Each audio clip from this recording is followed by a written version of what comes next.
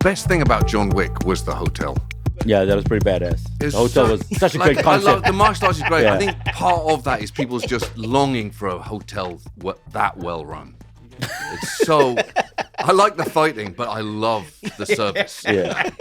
You can turn up nearly dead, sir. We'll take care with of a it. dog. And we take with pets. a dog. Yeah. For me, it's a hotel movie with some fighting. Wait, didn't they say they don't take? Wasn't there something they don't do that they did for him? Maybe the dog. I feel like there was something that they don't. It's a no pets building. No. There's something. But they did it for him. Yes, but I swear they don't accept pets. But it was a no pets enterprise. I hope I'm not wrong about this. International assassins. Like, no I pets. swear there was something. Don't try and bring where a they cat said, in here. Mr. Wick. They said, Mr. Wick, we don't allow Dada. And then they like made an exception for him. No, that was he wanted to kill somebody on premises. Oh, maybe it's that. That's more likely than pets. That's more likely than It's pets. more likely you're not allowed to kill someone. Because I remember him You're coming right. with his dog, and they greeted the dog as if it was a customer. Because it is. Yeah. They were like, "Oh, John and Fluffy. I love the fact that you watched John Wick Magra. and your biggest takeaway was, what a hotel. I love the fact that you thought it was plausible they didn't take pets, and that was the I line. still think it might be You that. come in with a blood-dripping samurai sword and a dog cage, and they're like, put the cage down. I'll give you a towel for the sword. I see you've had your shots, but as he, No, it's just some of the other assassins, it's the hair of the dog. yeah, they're allergic to dogs. I don't know, man. I feel like there was something. You should check it. I think there was something about no pets. There was just like a vibe, but It's a great hotel. it really New York is. is an entire pet-friendly zone.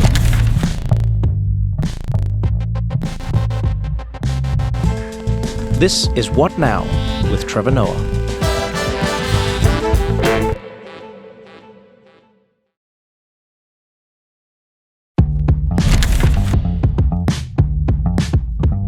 How long have you lived in New York now? I've been here since 2006, or nearly 20 years. What first brought you to New York? Daily Show. I got offered the job. That was my first day in New York was the Daily Show. Are you serious? Yep. Yep. No, wait. Tell me your Daily Show origin story. So I was. They were looking for a new correspondent. Okay. I'm in London, right? Doing the Edinburgh Festival every year. Okay. So they say put yourself on tape. Who said this to you? They were looking for a correspondent from the world, right? For the first time, not from America, from outside of the borders of this land. And so there were a bunch of people in London who wasn't just the last got time they did. As a British person, I'd love to criticize, but game recognized game. India. What about if we call it something different? So a bunch of English comedians have been asked to put themselves on tape. Then I think I'm never going to hear from them again. Then they say, oh, they want to meet you. So you can. So I think fine. I've never been to New York before. This will be my free trip to New York for 36 hours. So I flew over here, stayed in Midtown, went to Applebee's for a meal. Thought this must be like a quintessential American diner, Applebee's. I love how you're ticking all the boxes of every immigrant who comes here. That's right. It's Midtown. You think best location. That's best. right. You can't get better than this. Hell's Kitchen. What a great name. It's true. You know what I mean? This probably ironically named. Yes. Yeah. This you know must what be I mean? where everything is. And then Yes, Applebee's. it's Midtown. Yeah, and then you It's go in to the middle of it. Applebee's or one. You're like, Yeah. wow, this seems like fine dining. Yeah. You're just ticking all the boxes, and then. So then, I went to the building, auditioned for John. Did you know who Jon Stewart was? Oh yeah, of course. Okay, of you course. did. It wasn't Okay. on in England, but I knew of it. It was very much the gold standard for me of what political comedy in the world could be. It was even back then in 2006. Despite not being on TV in England, its presence and influence was still felt. All right, got it. So I was thrilled just to see it. So then I read a chat. One green of screen those chats that they. Yeah. Exactly. And they said, when could you start? I'm like, I live in England, so I don't have anything here. And I was supposed to be doing the Edinburgh Festival that summer. So I went back to England, picked up 2 bags full of stuff, and then came back here in July of 2006. And I've barely been back since. It's so crazy how similar the stories are. It's almost like they have like a specific because Way of mine recruiting you for yeah CIA. because mine was like similar. It really feels like that. It really feels like because mine was like similar but slightly different. Mine was I got a call from John, right? I was in London. I just started like one of my first tours ever. I was but it was like a tiny tour. Yeah. But I was doing all the small cities, you know, so from London, Brighton, Newcastle, you name it, everywhere. Big ones, small ones, everywhere. That's very tiny. And no, but I'm saying like Whole entire. listen to what I mean by tiny. It was like 200 seaters, 150 seaters. Yeah, Does this make sense? venues. No, venues cities. tiny. He's not talking Not about the cities. population size. Okay. Yeah. Thank you for clarifying. Thank you for clarifying. He's not saying Chipping Norton, a village. No. 120 people. But an amphitheatre. Weirdly. So my tour was tiny, is what I'm saying. Okay, cool. So I get a call, don't know the number. I'm standing in Harrods. That's why I'll never forget this call. Standing in Harrods. So I'd heard about Harrods. Again, quintessential. Yes. Immigrant I've literally never been in Harrods in my whole life. This man.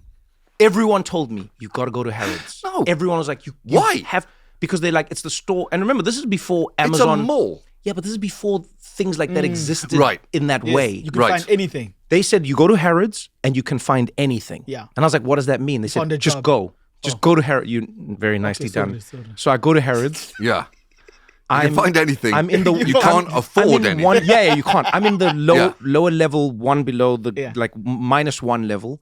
Wait, so there's different levels? Yeah, and they all have different things. So clothing, perfumes, food. Okay. What you know? What I mean? International arms dealing. Misogyny. Yes. Well, Apparently you are famous that's for more. it as That's well. pumped in through the vents. That's historically that's everywhere. So and then my phone rings. I was staring at an underwater scooter. I will never forget this moment. I was staring at it thinking, how in my life will I ever be able to afford one of these? Because it's impossible. I didn't even think about where I would use it. I just went, I need this in my life. It is an underwater scooter. So you have like the, what do you call those things? Where you put the bulb over your head? No, you know like when you wouldn't scuba dive. Yeah. You'd wear that, thing. Yes. The old scuba guys would wear it. That was an The one underwater. that used to be brass. Yes, that thing. But now it's on a scooter. So you go down on the scooter and then you have that on your head and you That's just ride the around. impulse buy. that Wait. you felt tempted to- Wait. So it's that brass helmet, but it's not brass anymore. It's not ne? brass. No, Okay. because it would be too heavy. Yeah. So I think we've moved past brass. I think the moment that we've got underwater scooters, we fixed the brass helmet situation. I think one followed the other. so It's not. This thing's going to be great. If I can just.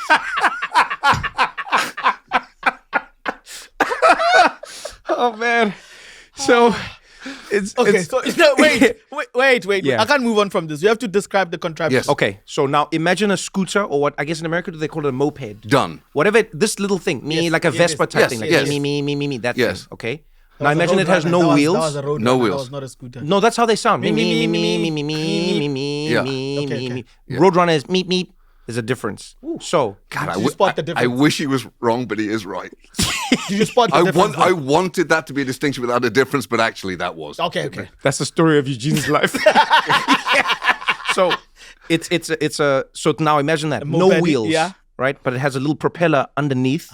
Okay, so sort of like a jet ski, but not. But you can't see the motor, so that's it. So you sit and you ride like that. But then it has a contraption that comes from question the from the front class. of it. There's a That question brings. from the- Wait. I'll explain Yeah. this part. So there's a contraption that comes over the front of it, and then there's a dome that goes over your head. Okay. With the glass bubble that you can look through. So all you got to do is get in there.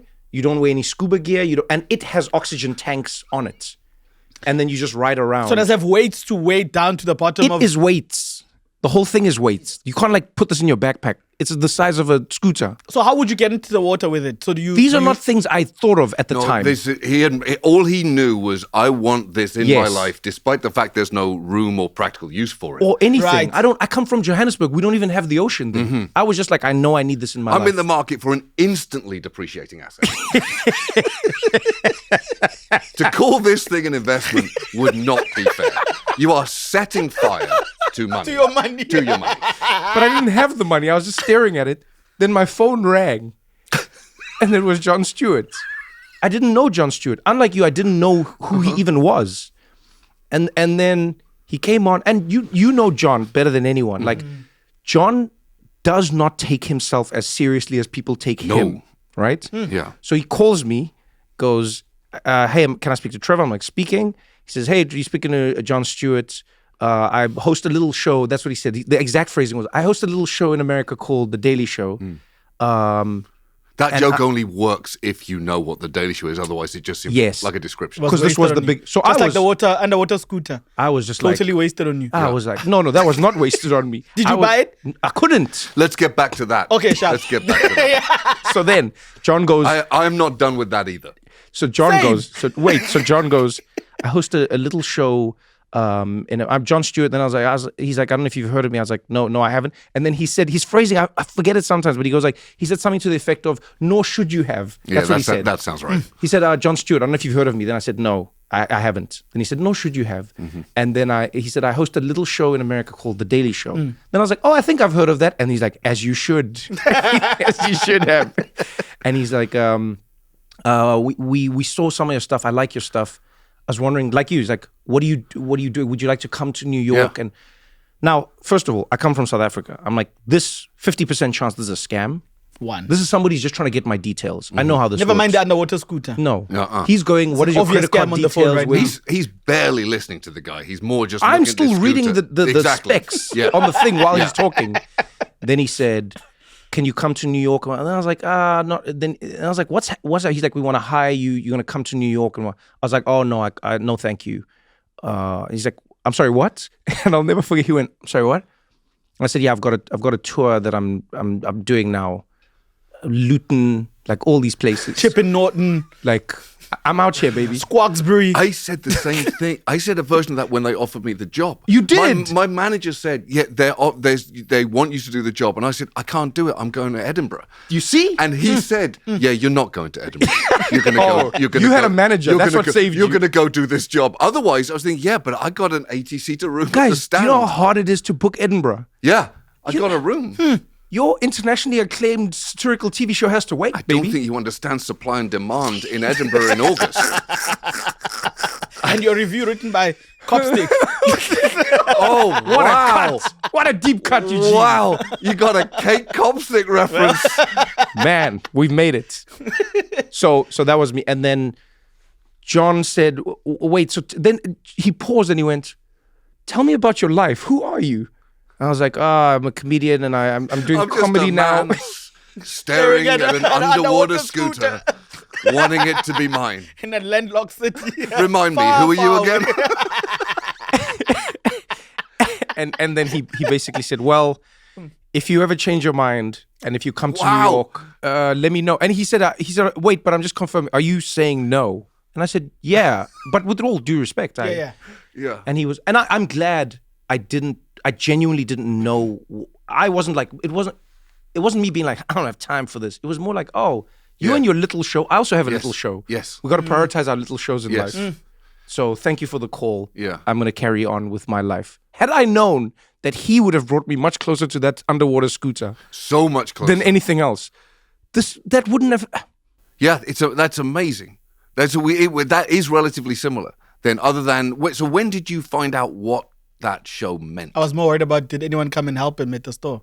No one. Okay. No one came and helped. No one came and said, so do you need any? I didn't look like I could buy anything in that Yeah, store. I think Harrods staff are pretty well trained for Racism. whether you can. Not race. I mean, I Classism. think that comes through the vents with the classism too. That's all there. No, I actually I think I what would they're say in looking Harrods. for is Saudi money. Yeah. I think, or Michael Jackson moving through it when Or even like But they did oil Michael Jackson dirty there, so compound. let's not go they there. did Michael Jackson.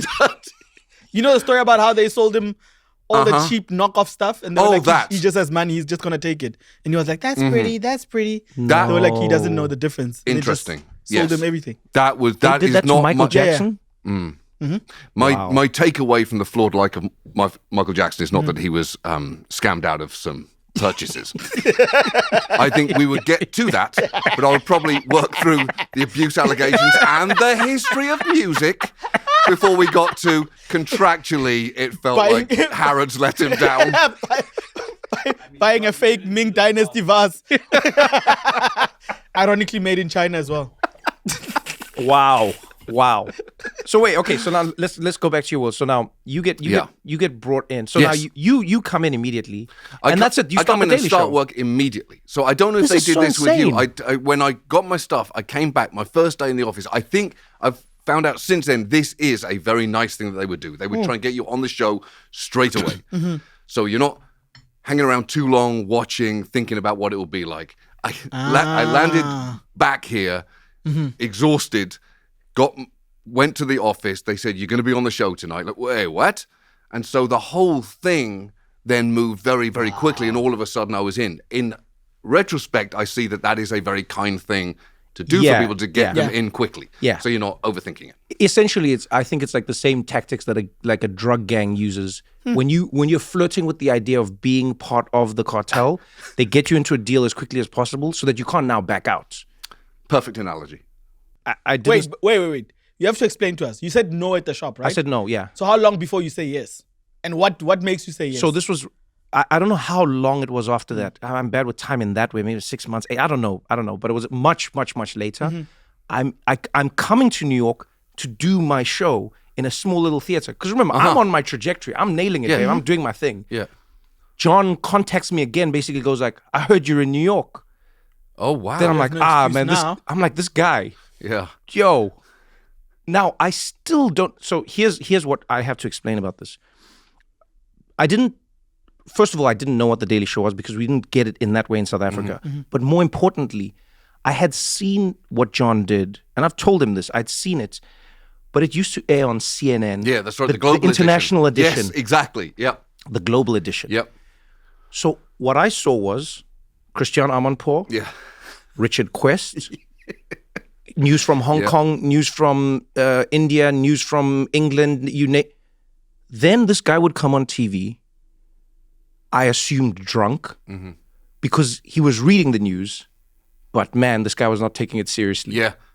But this was, so Jon Stewart was part of CNN in He my used to, world. He used to do a lineup. package, but he would introduce it standing up by a green screen. Yes. And I then watched him do it because it would be one of the writer's jobs. Would be one of Exactly. us to write, you just shit out a wraparound bit for the global edition and no one cares about it because they don't see it. Nobody cared about it. Unfortunately, the rest of the world, it's the only thing they see. So they see Because this it's only one once a week. half-baked thing of a guy Yeah. speed reading his way through. Welcome to Global Edition.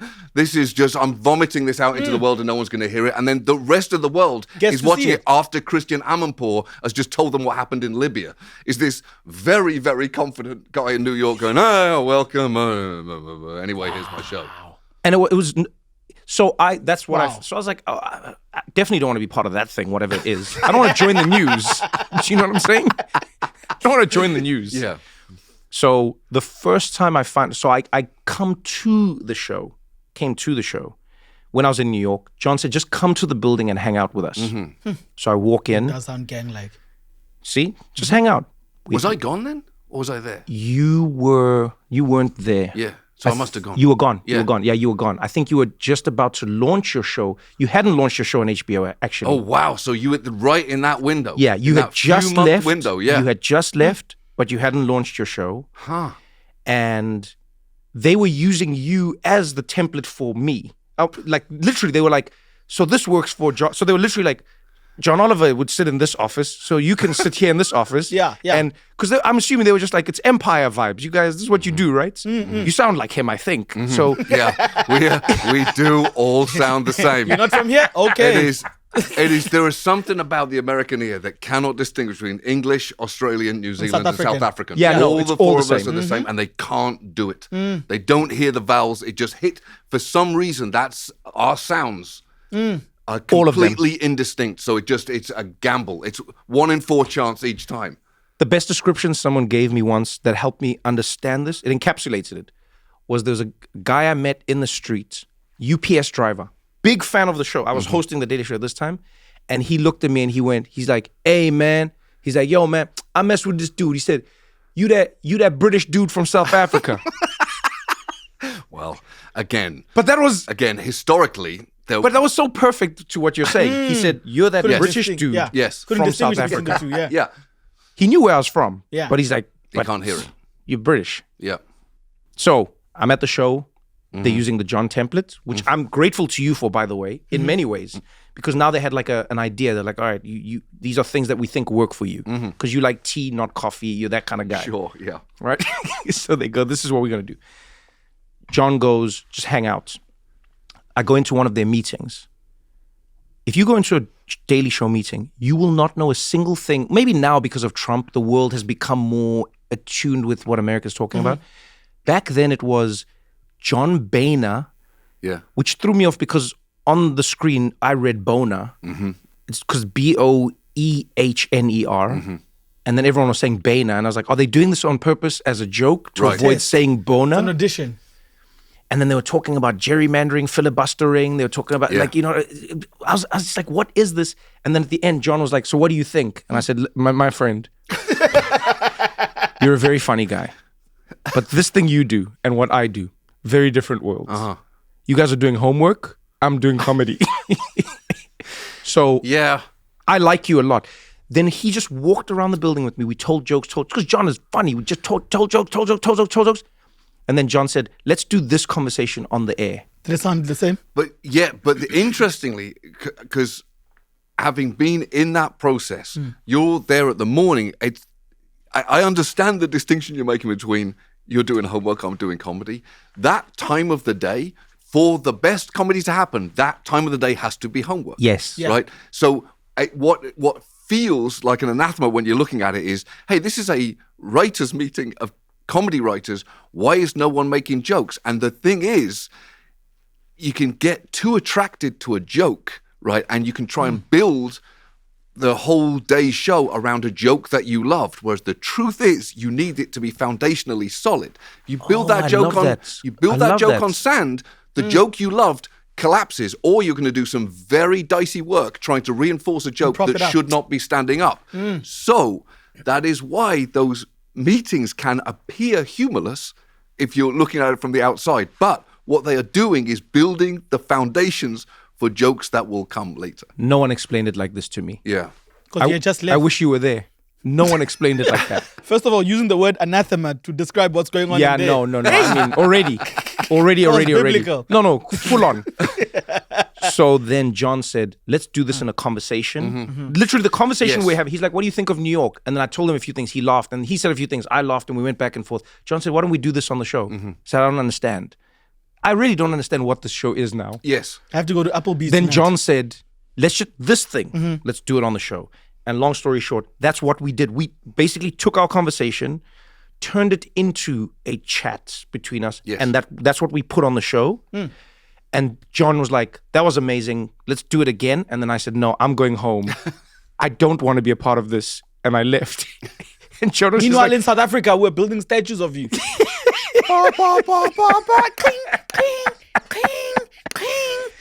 it was, guys, it is hard. Did you anticipate how much hard work it would be? Yes. I think I think I knew it was going to be hard. I think I didn't know exactly what you were talking about. I didn't know how quickly I was going to need to do a crash course in American politics. Yeah. Not just the characters, but the functions of it, right? Where you are starting to look at the separation of powers and just the basic way that government operates. And you realize, as you're in meetings for months, you're thinking, I need to Google that later. I need to Google that later. Everything. You're going to have to kind of teach yourself as you go along and fill in the gaps and know that, in a sense, you're always in search of gaps because that is how you're going to fundamentally understand the country that you're hoping to call home, in my case. Well, did you always know, like, what were you doing in the UK? No, because my manager, the same guy that said, you're not going to Edinburgh this year, he said, just go. Like, don't sign anything more than a 3-month lease because American TV shows fire you after 3 months. Okay. That was his inspiring team talk to me. This is an English manager. This is an English manager. Yeah, Still you can manager. tell. So, yeah, exactly. American managers would be like, yo, this is it, baby. Yeah, sign that's right. a 7-year lease. You're going 6 seasons, baby. You got it. English manager, I can see him being like, all right, nothing more than 3 months. That's right. Look, it's a huge opportunity for you, but to be honest, I'll see you in September. With your tail between your legs, having been humbled by what they're about to do to you. Good luck. He had told me this is not going to take long. Yeah. So I'd put all my stuff in storage in South London. It was there until last summer was when I got it out. It had been in storage, Wait, till storage 2025 facility for 18 years in South Norwood. In Now South you London. finally now you've relaxed. You finally were like, all right, I think this thing's going well. You say that though, because that is the problem, right? That it's partly falling in love with a job and falling in love with a country where you don't legally permanently belong. Yeah. I remember like 6 or 7 months in being very happy with what was happening at the show and what I was learning and how for the first time I felt like I fit in. And I remember landing from London, like the wheels hitting the ground in New York and thinking, oh, it's good to be home. And then I thought, oh, that's a dangerous thing to think because this is not my home. Like I'm on a working visa. That's a if I feel that way, I might need to start making plans for this truly being my home because before it had just felt like a fun adventure that I was having. Then you realize, oh no, I think I love this more than I've loved anything. And there were people at the Daily Show at the time using it as a springboard because it was such a big deal. The show. Like, I mean, it was huge. When I think about in your era, sort of like where you came on towards the end of it, when I look at the class of people around that time, you had Steve Carell. Steve Carell was just was before me. He'd gone. Yeah, he had just left. I turned up. Ed Helms was. It was his last week, so he was off. He was going off to the office. And The Hangover as well was coming up. Exactly. Yeah. So they were all doing stuff, but I didn't want to do any of that. So I didn't want it to be a springboard at all. I didn't want to go out on auditions. Yeah. I just wanted to do that show. I didn't want to be in movies. I didn't want to be in a sitcom. I didn't want to act in something. I just wanted to be in that building doing that show. But what version of it? Because the first time I saw you was when you did the piece about South Africa. Oh, yeah. You did that. Have you ever seen that? No. He did a piece for the World Cup. It is one of the most amazing pieces you'll ever see, especially if you're South African, but even if you're not. But John came to South Africa. Yeah, for the first game. I watched that first game in Shabin in Soweto. South Africa versus Mexico. Yep. Yeah. Shabalala! With our bought goal. I still think that goal was paid for. You think you can pay for that? This is what happens when you don't watch football, my man. Do you think you can? Let me tell you something. You can 100% Eugene, pay for let me that. tell you something. 100%. Eugene. Yeah. I can pay you all the money in the world and I can give you all the time in the world. You will never create that goal. My friend, do you understand how hard there's so many things you can goal. So Eugene, I should give you a bit of context. Eugene A doesn't believe in football. Nope. Wait, hold on. I'm more interested in this than I is the underwater scooter. You don't believe in the concept of it? No, because I think football fans basically like other men. Because if they really love football, they would watch women's football too. But because they appreciate just watching men only play football. This argument is flawed on so many levels. Take it there. It's over for you. Take it away. What are you talking about? Also add in the fact that he also thinks it's all a scam. It's all rigged. Yeah. It's all like all manufactured. staged, it's all actors. He thinks we're watching WWE. Auditioned. People have been groomed from childhood. They've been put on these camps to kick this ball. They promised jerseys. Other people are being co-opted into the scam. The World Cup's coming. Yep. Nobody wants this shit right now. That America's World Cup- gearing up. That World Cup of ours bought. It was just for Madiba. The World Cup was bought. And that gold. No. the whole spirit. No. The World Cup, every World Cup is bought. FIFA is a criminal So first organization. take, at least we agree there. First scam. Yes, and then I'm getting on your argument saying FIFA is a criminal organization. Then I'm getting off, and you are driving that argument off into crazy town. Remember, and also it's very hard for me to admit this because I did a show called Countdown 2010, which was a magazine show for 4 years, and I traveled the world. Yeah, you and hyped us up for it. He hyped up the whole country for the World Cup. 4 years, attending huge sporting events, Euro Cup, Yeah. CAF Africa Cup of Nations, everything. I was there. What I took away home was my salary and the fact that all of this is a scam. Oh, all of it is a scam. But the World Cup, FIFA as an organization, is I have to think of it in terms of crime. You can't really think of them as a sporting organization. The sport is somehow immune from their fuckery. So I was even seeing that Zoran Mamdani had that. He had released that video. The one about ticket prices. No, was it the one just saying like FIFA, like choose the game over greed? And Yeah. that was the first time said with that. Mamdani. I'm thinking, well, hold on, who do you think you're talking to? Choose If the I was game FIFA, over greed. But Infantino, the head of it, was just gonna. I choose greed. Yeah, I've always easily, chosen anytime. greed. I've not. I've not chosen anything. There's no moral ever. compass that you can appeal to here. Nothing points north in my soul. So yeah, FIFA is a terrible organization that happens to produce the best imaginable product. But those two It's like a things drug can- organization making the best drugs. the greatest cocaine. And the worst thing is when I saw this one documentary where they spoke about the football, the ball itself, that every ball for the World Cup has a name. Oh, the Well, Jabulani. that's true. And yeah. it has its own idiosyncrasies. Yeah, Yes, that's true. That's true. And I was like, you see now. No, So you someone who no. played a World Cup 8 years ago kicked a ball that's not similar to a World Cup ball now. That's true. So you don't, because cricket, the ball is the same. You are right about FIFA and you are wrong about football. Okay. Football is the beautiful cocaine It is that the the most Sinaloa beautiful. cartel produces. It is the most beautiful thing that has ever Yeah. existed. But this explanation sounds better with a British accent. Well, we both have one of those to Oh, yeah, American ears. apparently. So it's, To a FedEx driver. yeah, to a FedEx driver, it's all the same. Oh, Johnny from Joburg here.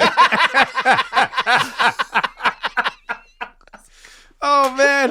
But you also do you remember? I'm from sure you Josie. remember it. Do you remember the piece where you were talking to Yeah. racist white South Africans? Yes. Oh, my man, you God. took it there. Oh, Oh, Our yes. best imports. let me tell you something. Exports, yeah. John Oliver talking to racist white South Africans and them rolling with him. Yes. But you know what? They loved him. Of course, there is something about me they like. But the interesting thing is that with that interview, what I wanted to do was get the ugliness out in the open, in a short space, right? And so it's difficult because there is, as you well know, a polish to racism. Very much so. In South Africa, a real patina of dignity around the horror. So I wanted to get under this guy's skin, and Louis Theroux, had done some pieces in South Africa, and so one of the producers of the Daily Show had worked with Louis Theroux. So I'd asked him, "Hey, is there anything? How does he get to the id of this ugliness? Right. How do you get through all of the poise?" Yeah, the pretense. Exactly. And he said, as a British person, the one knife you have is make some glib remark about the Boers Yes. and the Boer War, and all of a sudden things will change. So like he's sitting down in his chair, and like he seems They very have that so confident, much. very media practiced. I made some comment as they're putting his thing, and just the Yeah. eyes change. It's like, oh, and he went, oh, there's the human being Yeah. that I came here to talk Because the to. relationship between That British piece of people shit. or English people and Afrikaners is quite dicey because there's a term that they have for someone who's half Afrikaans, half British, called a salty. Soetpeel. Yeah. Because you know what that means? Salty dick. Yeah. So it means one foot is in Africa and then the other foot is in Europe and your And your penis, Your is, in penis the is ocean. in the ocean. Which always threw me off because I was like, if you look at where you're standing I was going to say that on the doesn't- map, it John- never made sense to me. Johnny from Joburg is like, yeah, that's It never made sense it's to a me. Slightly sandy right testicle. Yeah, it never made sense to me. It never made So sense. Geographically, I know it's not the main problem Yeah, with yeah. that term, but it doesn't seem it works on any real geographic level. Now it makes my Michael Jackson Yeah, comment of it. but it worked. But it worked. then it Interestingly, got you- worked. it got worked. you- He was immediately spiky, man. and it was easier to coax out the ugly. He was less poised. I always wondered when I watched you doing your pieces, I was just like, because I didn't know you at all as a person. I always remember thinking, is this how this guy is? Yeah, it's not how I am, because I think naturally I'm kind of non-confrontational, but in those pieces, But you love stirring shit. I love stirring shit You really up. love stirring shit. That's exactly it. I love stirring shit up more than I love being a human being. So all of a sudden, you have this excuse to be the worst version of yourself that secretly you love more than the other parts. And you get to go full Sounds like what sociopath. Nazi officers used to say. It's the uniform. I get Wow, to be a they totally made a- different person. It's just a uniform. It's mate. something about the Hugo Boss tailoring. Oh man, yeah, because And the you Louis Vuitton purse. you just like It's not me. It just makes me It's evil. that jacket. wait, but did you know that you so you loved that part of the job? Yes, But did you know that you would love the hosting part of the job before you hosted, before you guest hosted? I was terrified of it. So John, he did this, a similar version of that conversation that he pinged on you. Yeah. Was that he called me at home, and I'm in my apartment, and he said, "Hey, I'm gonna that movie that I've been writing, I'm gonna be able to direct it." I'm going, "Oh, that's great. This feels like a conversation. I don't know. This can't be the first call. You're just calling everyone you know to say you're excited." So he talks about when he's going to do it over the summer. I'm like, "Oh, okay, great. Yeah. So what?" And he went, "And could you host the show for me?" I went, "Yeah." I because he'd given me everything, I think I was just hardwired. I would say yes to everything he said. Right. You need something from me, I will do it. Anytime. Whatever that thing is, Yeah. criminal or not, I'll do it. So I said yes, like it's nothing. Put the phone down, and then thought, "Whoa, boy, what have I just agreed to?" And that was terrifying. So then for the month before he left, I shadowed him much more closely to work out exactly what the day is like, right? Yeah. The parts of the day that I didn't see just as a writer and a correspondent on that show, what things need to happen. So you get a fuller understanding of what mistakes do you need to fix earlier in the day, otherwise you're going to be living inside them for the rest of the day. I tell you? Because it's literally, that's something people don't understand about making The Daily Show, or like, a version of Last Week Tonight, which has a different process, but it's that first block that you start building on defines everything. That's right. Everything cascades after that. That first block. So if you put that block just a little skew, it's downhill from there. By the time you get to block 100 at 5 p.m., you're like, why is this thing falling over and touching the ground? And you're like, oh, it's that first block. And if you didn't catch the first block early enough, now you're there at 5, trying to be like, how many blocks can we go back before we can... That's so what you learned, right, was a different way to look at that room than that first day that you were in it. Yeah, for sure. What you're thinking is, why is this? Why aren't we do? Why is everyone so serious? Yeah, why aren't we worrying about what the color of the blocks are? Yeah. You don't want to worry about. Quick. You can change the color of a block in a second. Yeah, that's what I realized was being in rewrites were good and bad. You realize you can write jokes at the last second. You can't fix parts of the story quickly. No, otherwise you're in big trouble. Were you shocked at how much fact-checking went into making an episode of The Daily Show? Not really, because I assumed, like, if to take big swings, you're going to have to have a system that can back you up. Otherwise, you're just not going to be able to do it for long in a country as litigious as America. So I wasn't that surprised. I certainly loved it. I loved that part of the process. And I think what we've done on our show is extrapolate that out now. So it's not just Jods in a room basically just drowning in people's opinions, thinking, I'll tell you how much of this you can actually say. And then an hour later, we'll have an answer for you. Now, we have a much bigger scaled out research department now so that they can spend weeks before the writers get anywhere near a story to work out what can you say? And then you can craft the story from those ingredients. And then you can craft jokes from that story. I've always wondered why you like stirring the shit that you like stirring. Just because you are a shit stirrer does not necessarily mean that you choose to stir shit in every cup. Does that make sense? Why is shit in the cup anyway? Well, I feel like that's like more shit stirry. Like where, if you're doing it in like a toilet, it's just weird. You know what I mean? I do love the feeling of trouble. Yeah, you do, but a specific type of trouble is what I've noticed. Like, maybe it's just me, but you'll correct me if I'm wrong. When I think of John Oliver, I go like political shit stirring. I'm like a little bit, but not so much. But when you get into like corporate, you listen. I love it so much. You're a guy who almost maybe became corporate. If it wasn't for comedy, maybe you would have been in corporate, right? No, I would never. I couldn't survive in that world. I couldn't do it. That was not for me. What was the plan? There was no real plan. Did you study anything? I studied English. Wow, that's the a language waste. that you speak at home. John. Thank you. Thank you. And do I not speak it beautifully? Can I tell you? You speak so well. Thank you. You speak so well. Has anyone told you how articulate you are? Thank you. You speak very well, John. Very well. That's what 3 years of higher education will give you. I didn't come in talking like this. I left that way. I started writing comedy at college, and then I did my first stand-up gig, and it was, I imagine, how a drug addict feels when they get their first taste of something which they know is now going to alter how they live the rest of their life. We're going to continue this conversation right after this short break. Do you remember your first joke on stage? Or your first bit that was your... I had a bit about driving theory tests, I think. I can't remember exactly what I do. About EasyJet at the time. Not great jokes, but I remember... before EasyJet was... It was early days of EasyJet. Wow. Isn't EasyJet back now with that thing? Is it... It's Jet 2. Oh, Jet 2 Holiday, yeah. It's so I can't remember. Marketing It didn't work wasn't on me. great, but the process of the feeling of it, I knew.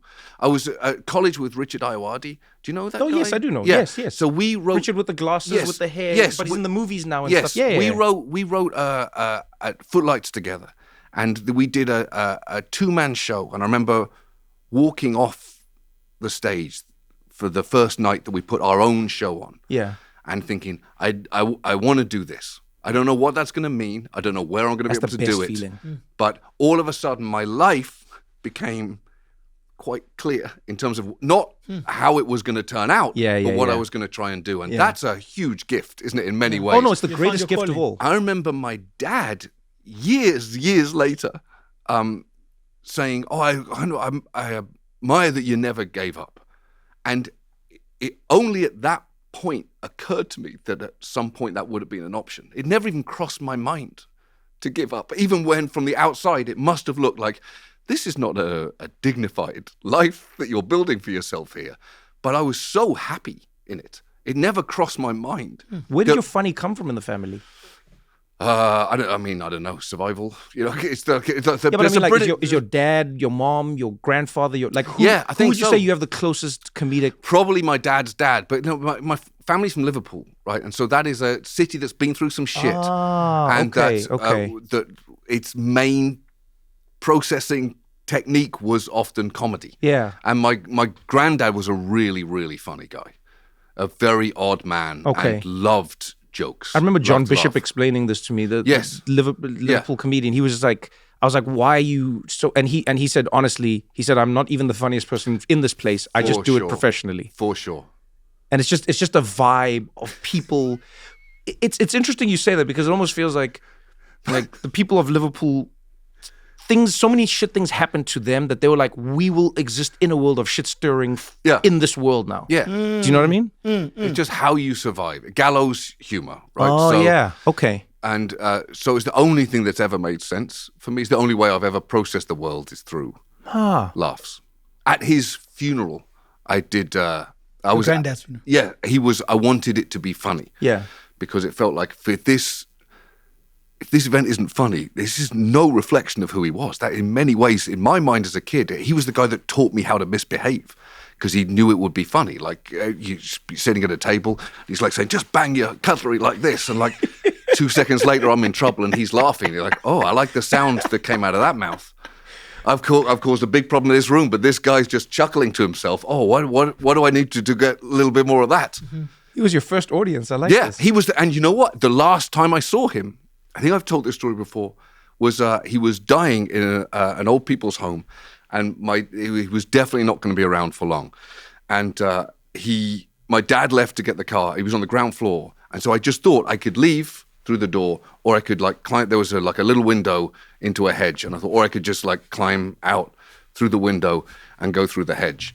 And so I thought, I'll just do the hedge. So lift up the window, climb out, scratching through into the car park. And the last thing I heard him say to me was, "You're an idiot." That's the last thing. That's the last thing he said to me. Your grandfather ever said. Those are the last things I heard from him out of his mouth was, "You're an idiot." I remember hearing it as I'm scratching through a hedge, going, "That went well." I'm glad I did that. Option B was the right choice.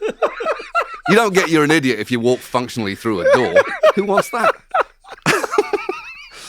Oh man, I love this for you. It's just it's a crazy journey for me because what I've selfishly always enjoyed about your career is I've always said to people, you were the pioneer for my path. You know what I mean? So when I first came to the US, one thing that was made apparently clear to me was, hey, you're nice and everything, but Americans don't like people with an accent, especially doing anything in and around their world. Just keep it moving. Keep it moving. Let alone speaking about their politics. Yeah, So keep that's it their moving. lives. You can see why, though, right? Oh, completely. Yeah, there is like it feels like you earn the right to criticize, right? And they can be questioning, I think, understandably, Americans. Where is this coming from? And it was a shift for me to go often from you do this, you do this. Oh yeah, and to then I we noticed do you this. started saying we do this. Because Yes. I'm an American now, Yeah. right? And so I play with you and we. But there is at least a sense of ownership. And again, as a British person, a sense of ownership in a country has a bit of an asterisk on it. But it did feel like this isn't coming from, I think there have been people who've come, like done a smash and grab in America, and there's no real emotional investment right. in it. Whereas that was not the case with me, and I don't think it was ever going to be the case with you. Yeah, but I think at the time, the industry, this wasn't people. This Sure. was just the industry going, hey, it doesn't work. Don't even bother. I remember one of my good friends, Neil Brennan, the comedian, he said to me, he's like, just leave. We were in a small little diner in Denver, Colorado. He had been performing at the Improv. I'd been performing at like the Happy Clap, whatever, like one of the second type clubs. And he was just like, what are you doing here? He said, just go home. Go home. I was like, oh, I'm doing comedy. He's like, no, he's like, America won't give you, just go home. Yeah, I'm not and sure I'll that's never true. forget. Yeah, but you say that, but I will never forget when the switch flipped, and it almost happened at the same time for both of us. I had done, I think, 2 episodes of The Daily Show, just as like a pop-in, contributor, even not correspondent. I just contribute and I leave, contribute and I leave. And someone had asked me, would you do this full time? And I was like, no, there's no world where I would do this full time. I just can't see the possibility. And I was at home watching TV, and your show came on. And it was the first episode, and it was about India's elections. Yeah. And I remember sitting on the couch, and I went, oh yeah, I would do, okay. Because it was the first time I saw an American lens on the world, not from an American, but including America. Yeah. I was like, In America. Yeah, I was like, oh yeah. No, okay, that's a possibility. I was like, okay, I would do that. And I genuinely think I wouldn't have gotten the Daily Show if it wasn't for you. Genuinely. Maybe. I promise you. Really? I'm willing to bet money. 6, how many months did you do it? Guest hosting? 3. Just 3 months. 3 months. Yeah, just a summer. Just that 3 months alone? I think maybe. I think there was real panic about John ever leaving. And I think at least it showed that staff was solid enough that somebody could do that job temporarily. Yes. I still don't think there was any confidence that somebody could do it forever. Yes. Someone could fill in for him in a panic. I don't think there was any real institutional confidence at Comedy Central of, oh, great, so someone else can do it. It's still very much his thing. Yeah, but you being successful even at HBO made people go, oh, there's a possibility. I think that was different. Do you get what I'm saying? Yeah, because I think what we were trying to do was stretch the form a bit. And it took us a while, but I think that Indian election was such a gift for a first show because, to my mind, there was nothing more interesting happening in the world that week than the Indian election. The largest exercise of democracy in human history. And it was nowhere on American television, which was just wildly insular. It felt nothing is happening in America that's more interesting this week than what is about to happen in India. That was almost a gift. From there, we had to kind of get out of our system, that rhythm from The Daily Show where you're just reacting. Yeah, reacting. And we did one show that wasn't very good, I remember, about immigration early on that felt like we'd done like a 10-minute headline that was really just, you could have kind of done it on The Daily Show. It was stuff that you'd already seen. It didn't feel good. Luckily, we had, I think it's that I'd shot an interview with Stephen Hawking that we did after that. And so that was the main thing that people thought about. For us, the real lesson that we learned that day was that what we wanted our show to be about was showing people something they hadn't seen before. Yeah. Because it felt like then you're actually using the extra time that you got. Otherwise, it feels like cheating. It's just doing one show a week Yeah. that you could have written in a day or two to be fair. Now, from that lesson on, we extrapolated our process out so that we're spending 6 weeks on each story, and you're just juggling them at the same time. Yeah, you're just moving them around and then choosing. And you can force feed any story that you like on people. Then you can you earn the right to have an audience that will actually sit through something that sounds unbelievably boring, like mobile home financing. But the moment that you get into it, you realize how interesting everything is. You know this. Yeah, everything is interesting. Everything is interesting if you know enough about it. Yes, I find exactly. That's literally what it is. So you just need to give people enough information about it for them to be able to find it interesting. But that takes time. And commercial television, that is much, much harder because you need. You it's can do hard. any duration. Yeah, so that is a big difference, Okay, right? yeah. It's hard to hold people's attention. You take them on a long narrative story if you're having to say 6, 8, 9 minutes in, we'll be right back. 3 minutes of Twix commercials. And they're like, I forget where I was. Mm-hmm. So that is why it's much easier for us to be able to do like 40-minute long stories that sound like they're just in one breath because you can't leave. I've always loved watching it, thinking about how many enemies you make. Like sometimes I genuinely think to myself, I go, are there moments where John maybe can't get a loan, or maybe someone gives him a less favorable? No, because I think of like, how many times has your show been sued? We've been sued a bunch of, not a lot of times. We've been threatened with lawsuits, huge amounts. Okay. Actual number of lawsuits is one handful, but we haven't lost any. That's the key thing. I always say to our audience, undefeated. That's the thing. It can be a fractious, albeit functional relationship with our lawyers, but I think we have like a different view of their job. Because I think what they think their job is to stop us getting sued. Yeah. And I think their job is to make sure that when we get sued, we win, right? And that part of it is everything that I love. When you know you're in trouble, the company's angry with you, your own lawyers are angry with you.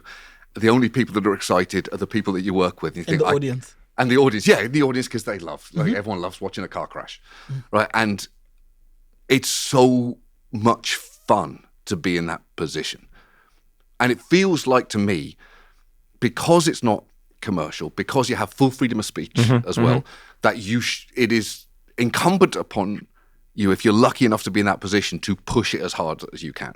So then, are you worried at all about all the mergers and stuff that are coming? Oh, sure. But I mean, this would be because your show would be HBO's under Warner. So if Warner gets sold, you would. If it was Netflix, you'd be under Netflix technically, or if it was Paramount, you'd be under Paramount. Comcast, we'd be under Comcast. And then they might break it up as well, and then of course everything could go everywhere. Who knows? And it'll be like tied up in the courts. But this would not be our first merger, right? This would be. You were around for AT&T? This would be our third merger. How many have you been around for? We were around for first. We were taken over. Time Warner was taken over by AT&T. Okay. Then AT&T was taken over by Warner Brothers Discovery. Yeah. And then Warner Brothers Discovery is going to be taken over by company ?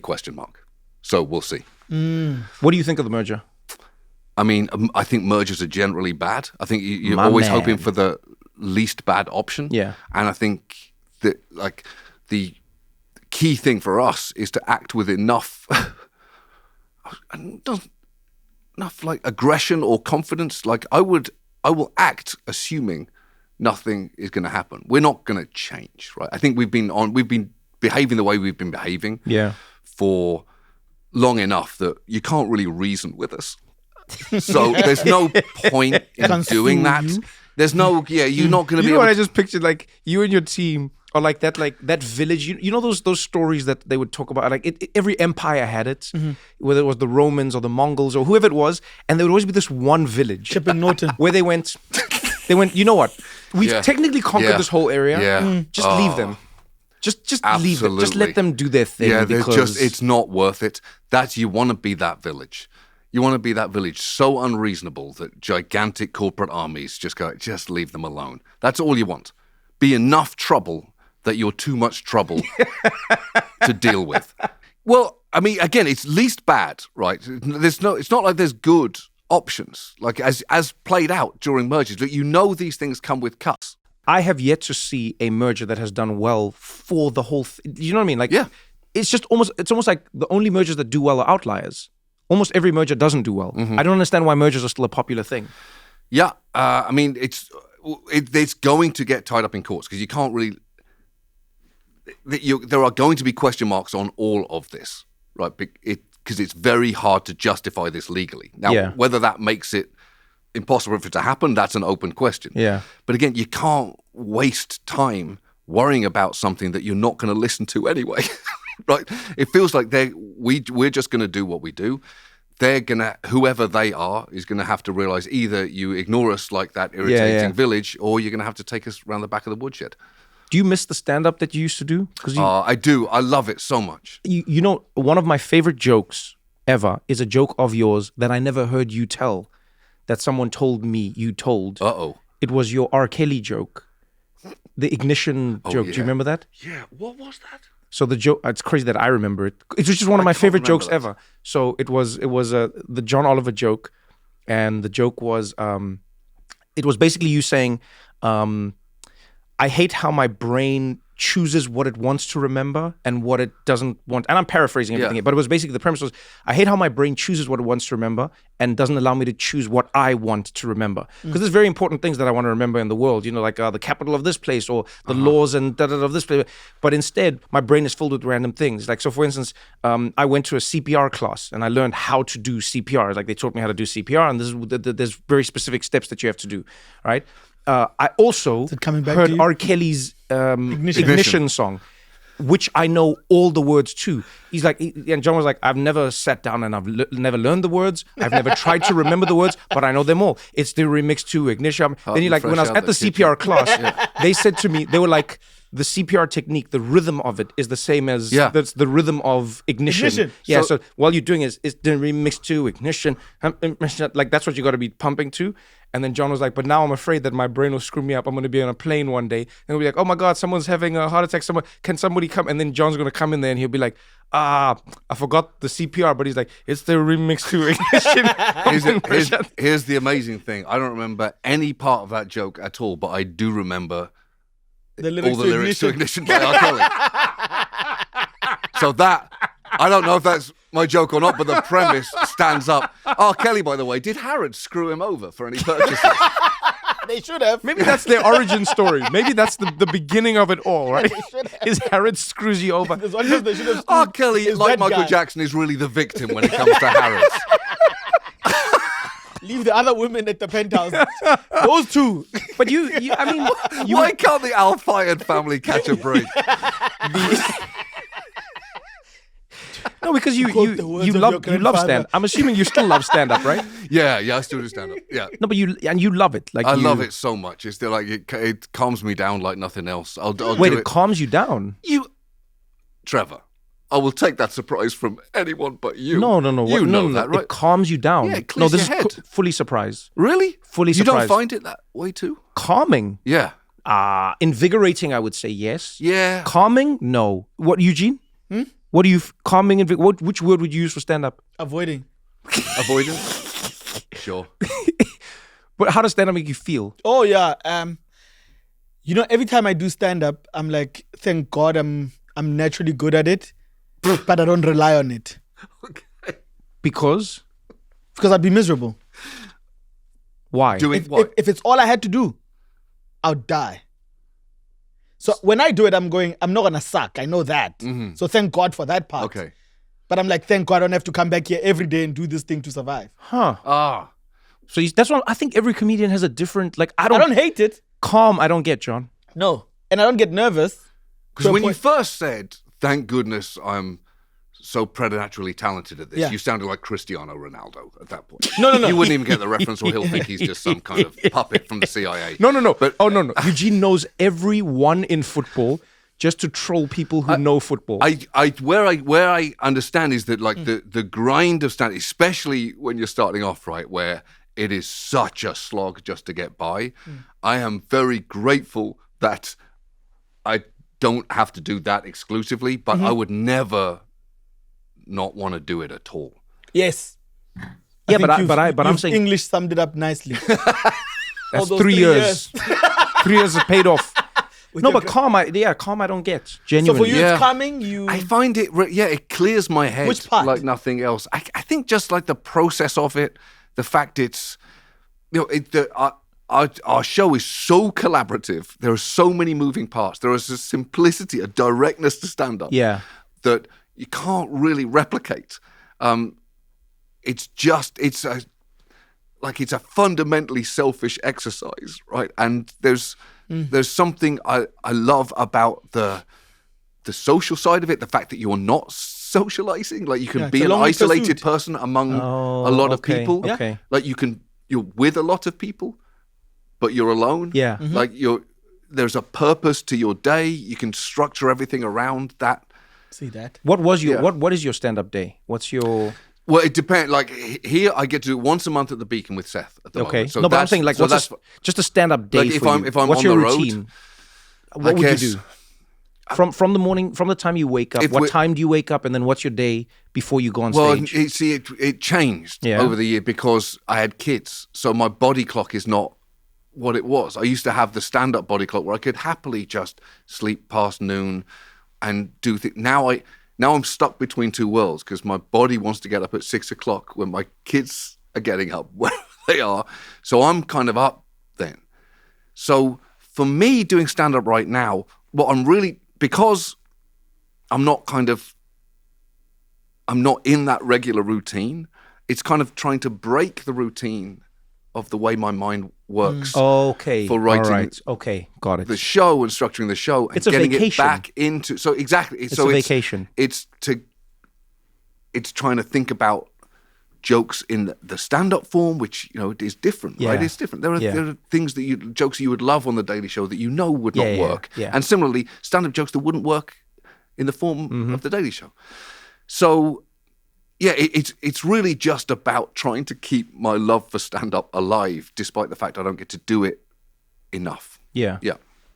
I did it a whole bunch during the strike, just because it was the best Oh yeah, way there was like now you're off the show and now you can go out there and you can do Yeah, so I something. just scrambled a whole bunch of dates and did a lot. That was the most I've done it. So for a few months I was out constantly because it felt like it was the only way that I could help Yeah. the staff pay, but also just the only way that it was going to stop my head from exploding. Are your kids funny? Yes, they are. Thank goodness. that would be hard. Ronaldo. Do you remember when they asked Cristiano Ronaldo? They're like, your son's really good at football. Do you think he'll be as good as you? And he was like, no. He's like, no, I don't think he'll ever be as good as me. Struggle. He's like, he'll never be as good as me. He's not focused. He drinks Coca-Cola. He won't be as... He's just like full... I was like, yo, bro. Not even like he has it in. He's like, No. nah, bro. He's like, this kid, nah. He doesn't have it in him to be the best. Yeah, but at least he didn't lie. Yeah, We have one kid that's been lied to and is in the NBA now. Wow. Who are we talking about? Wow. Who are we talking about, Trevor? Who are we 'Cause you talking have about? residency here. Who are we talking about? Oh, I'm not going to engage in your shit-stirringness at all. in a cup? At Not all. even in a plastic cup. At all. Shit is stirring in a plastic cup. At Not even ceramic. At Just all. plastic cup. no chance. With a wooden spoon. Zero. Not even. Nada. Are you trying to bring Trevor into a high-profile This NBA? This guy's beef? trying to bring me into beefs. That's what Eugene tries to do. You're trying to suck him all the way into This a beef. guy's trying to bring me into beefs. I don't like the way you said suck him.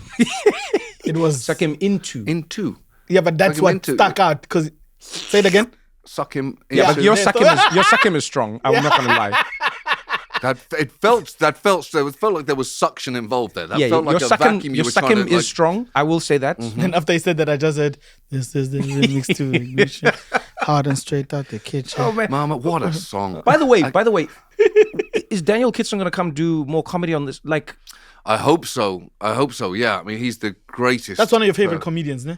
I heard oh, his yeah? name from you for the first time. he's Where did you guys see- are very where did close you see him? friends. He was my best man at my wedding. Yeah, he's Let my me. best So friend. you know what's funny is like I feel like you and Daniel have a relationship like me and Eugene, where We have a relationship. this is what I'm talking about. You see, I love it. See what you just did there? So like it's where two people meet. You're similar, but you're not the same.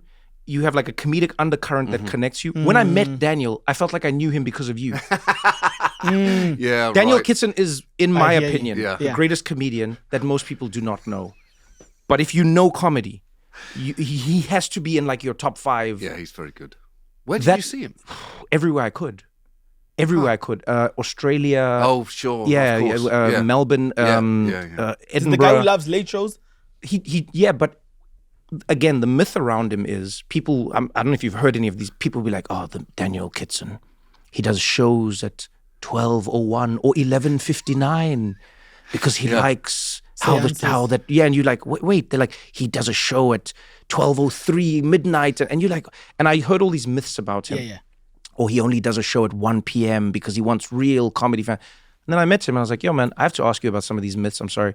And then Daniel was just like, he's like, oh, I put the show on at 12:03 because then it's the next day. Otherwise, if you put it on at midnight, it screws up most booking systems. So he's like, that's why I did that. There's much more practical thing. Yeah. I think it's a bit of a hangover from the fact that when he won the Perrier Award, the big award in Edinburgh, I think that That's came the Ballon with d'Or of... Yeah, it is. That's right. See, yeah, it's the Ballon d'Or of comedy, right? In that, I imagine you think you have to pay for it somehow. Is that right? Yep. Yeah. If Copstick has their way. Yeah. When he won that, all of a sudden he was finding there were people coming to his shows that he didn't necessarily want there. Oh, he didn't want The commercial success. He did no. Yeah, he wanted to do his show the way he wanted to do it. He didn't want people there who he didn't want. In his audience. This makes complete and sense. so he needed to get rid of some of that by making it more difficult For them to watch than it. it necessarily needed to be to come. So it was a filtering system, and it worked because the Perrier back then was such a gravitational was force huge. as an It award. was huge. All of a sudden, you were plunged into a certain kind of career, and he did not want that. So that came with a need to do things his own way. Yeah, but the fact that he He'd have chose gone nuts. that's what I feel like with you in some ways is like I don't think it was you have this choice though. No, but you have this thing where, how can I put it? So some people are famous because of what they do and they love that fame, Yeah. right? And then there are other people who have jobs that are just attached to fame. And if they could, they would slice that out of their lives. yeah, That's how for I sure. feel about you. Oh, for sure. Like Yeah, I don't you like have it a very like even if you win an award, you have a very like I cannot wait to get off it because it's the weirdest place to be, and it's not a funny place to be. So I cannot wait. The only thing I like is when they play you off. I love the feeling of being played off an award ceremony. So the music, I love it so much. The thing that it's such an absurd situation to have to be interrupted by an orchestra. It's just, I love it. But wait, okay, but help me understand it. What is it about? Because everyone has a different reason. That's why I'm interested. What is it about the fame or the spotlight or the anything that just like makes you I don't just like a it. little? I don't like Even it. now, Wasn't look the at your plan, body. right? Even now, like it. you Yeah, you I just, don't like it. It's not. I don't like. I'm very conscious of the fact that because our show has become well known, Yeah. I am the face of that show. Yeah. And so there are things that you can do with that in terms of protecting your ability to say what you want, to not conform to a corporation who employs you. Your autonomy. To go, you can do whatever you want. So though the value of it is extreme there. That's the utility of fame, as you put it, is that you can do what you want in your show. Everything else around it, it is not for me. I don't have any kind of real But I think connection to it at all. That's the comics curse, right? You want people to love you, but you want them to love you at your own terms. or you want them to love what you do. I would even say. Yeah, but So they have men- to love you because there's nothing else to distract them from you. But it feels like it's two different. I was talking to there's a little girl in my my kids' class. No. And R. Kelly are getting closer and closer in the same parallel zone. She's at my kids' school, and she was. I think that at the start of a season, we had like pictures, or we had posters on the subway, and so she was very confused about like, why is there a picture of you on the subway? That's and hilarious. And so I was trying to explain to her, I just do. I just do a show, and so they're trying to advertise that show, and that she went, I don't know what that means. I went, I do a TV show, and so we need people to know about it. And so then she said, "Are you famous?" When I don't think I'm famous because you're asking me this question. So I don't think I'm. I don't like the people that watch. There's some people watch the show. Most people don't. So those people do know me. No one else knows. And you don't need to. You know me, right? You know me as Marzi's dad. So there's nothing. You don't need to worry about this. And she said, "I'm not worried about this at all." She's Worry about Marzi. she's like, "I don't know what's happening to you right now. I just asked, why is there a picture? You're having an existential crisis in front of you. I'm 6 years old. How am I the mature presence here? I just asked." Oh man. Have you had the fame conversation with your kids? Do your kids know how famous you are? No, initially. How old are your kids now? Initially, I didn't. They're 10 and 7 now. Okay. Initially, I didn't because there's no need to, right? And so if I just ran into people in the street, they would say, "Who's that?" And I would say, "Oh, that's just a friend." Like after so many times. Then you realize, hold on, New York, what a friendly city. Everyone says hello. Actually, that's not the city that you live in. So then, I didn't want to lie to them. Right? I didn't want kids at school to know things they didn't. Yeah. That was the problem when you realize, I think there are other kids that know. That have figured it out. Yeah, they figured it out. The jig is up. And you feel kids like are the only ones who don't. Yeah, that something's been kept from you. I didn't want that to be the case. So I kind of explained to them as best I could. They came to see one show. The one thing that I thought that would be fun for them to see was when we were messing with that New Zealand Bird of the Year contest. Okay, Did you ever see about that? Yeah, yes. I was dressed up like the Puteki Teki. So I'm like in this huge, colourful bird Is this costume. how you chose your kids to see you? Yes. This is the only time they've been to my work. I'm dressed like a Man, you're giant, my hero. colourful bird. And then I realise that in their heads, understandably, they think that's happening every week. They think I'm Big Bird. Like your suit is in your car, and that's your uniform. 6 months later, like I'm going to work, and he said, "Have you got the bird costume?" I'm like, "What bird costume?" "Oh shit!" Yeah, that was just a one-off. I just wear a suit. Yeah, but it's hard. It's hard. It's impossible for a kid to understand because it's not. It's important for them to like know what you're doing. Yeah, but, but it's- the more you describe it, the worse it sounds. It's just it's weird. But I found if you explain it to kids like using class dynamics, they get it. Huh. Because they have their pictures up on walls. People know the class captain. People, do you get what I'm saying? Then they sort of, what did you tell your daughter? What did you? Yeah. Whose daughter is this? Is it the daughter for the show that we're gonna fictitiously? Are they twins?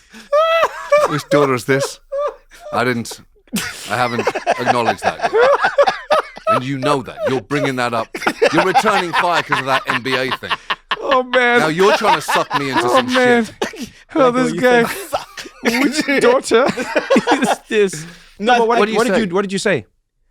I think I didn't have to say much because we spend so much time together. Obviously, when people recognize you, they would recognize you from the thing that you do. So my thing was always denying it and say we look alike, and she'd be like, "No, it's him." So so like when people would be like Eugene, and yeah, you'd be like, they'd "That's be like, not "Dad, him." don't lie. How do you describe stand-up to them? I don't. Yeah, all I said was they came to when I was down at last December. I was doing the Kennedy Center, so I came and I said, "This is where I'm going to go and do my talk." I just said, like, I'm just going to stand and talk into this microphone because that makes sense. Because That makes a lot of they sense. talk in Yeah, they front, talk like, in front of the class. Exactly. Yeah. So I said, I'm just going to be doing like. I think that just confuses them even more. Oh, really? I think your daughter relates more to your television work than your stand-up work. Why? Because that's the real thing. There's more people that she sees on television than she'll ever see doing stand-up. So stand-up will never be a thing. It's a thing that you... Until they're old enough, then it's... Yes. Yeah. But then they'll makes sense. understand that stand-up is the thing that got you the TV job. Yeah, that's why I don't say it's stand-up. I say it's just talking because they can understand the concept of talking in front of a classroom. Makes sense. You stand on a chair and you talk to people and they But listen. I just don't have their the teacher chair. stands there and talks and he's poor.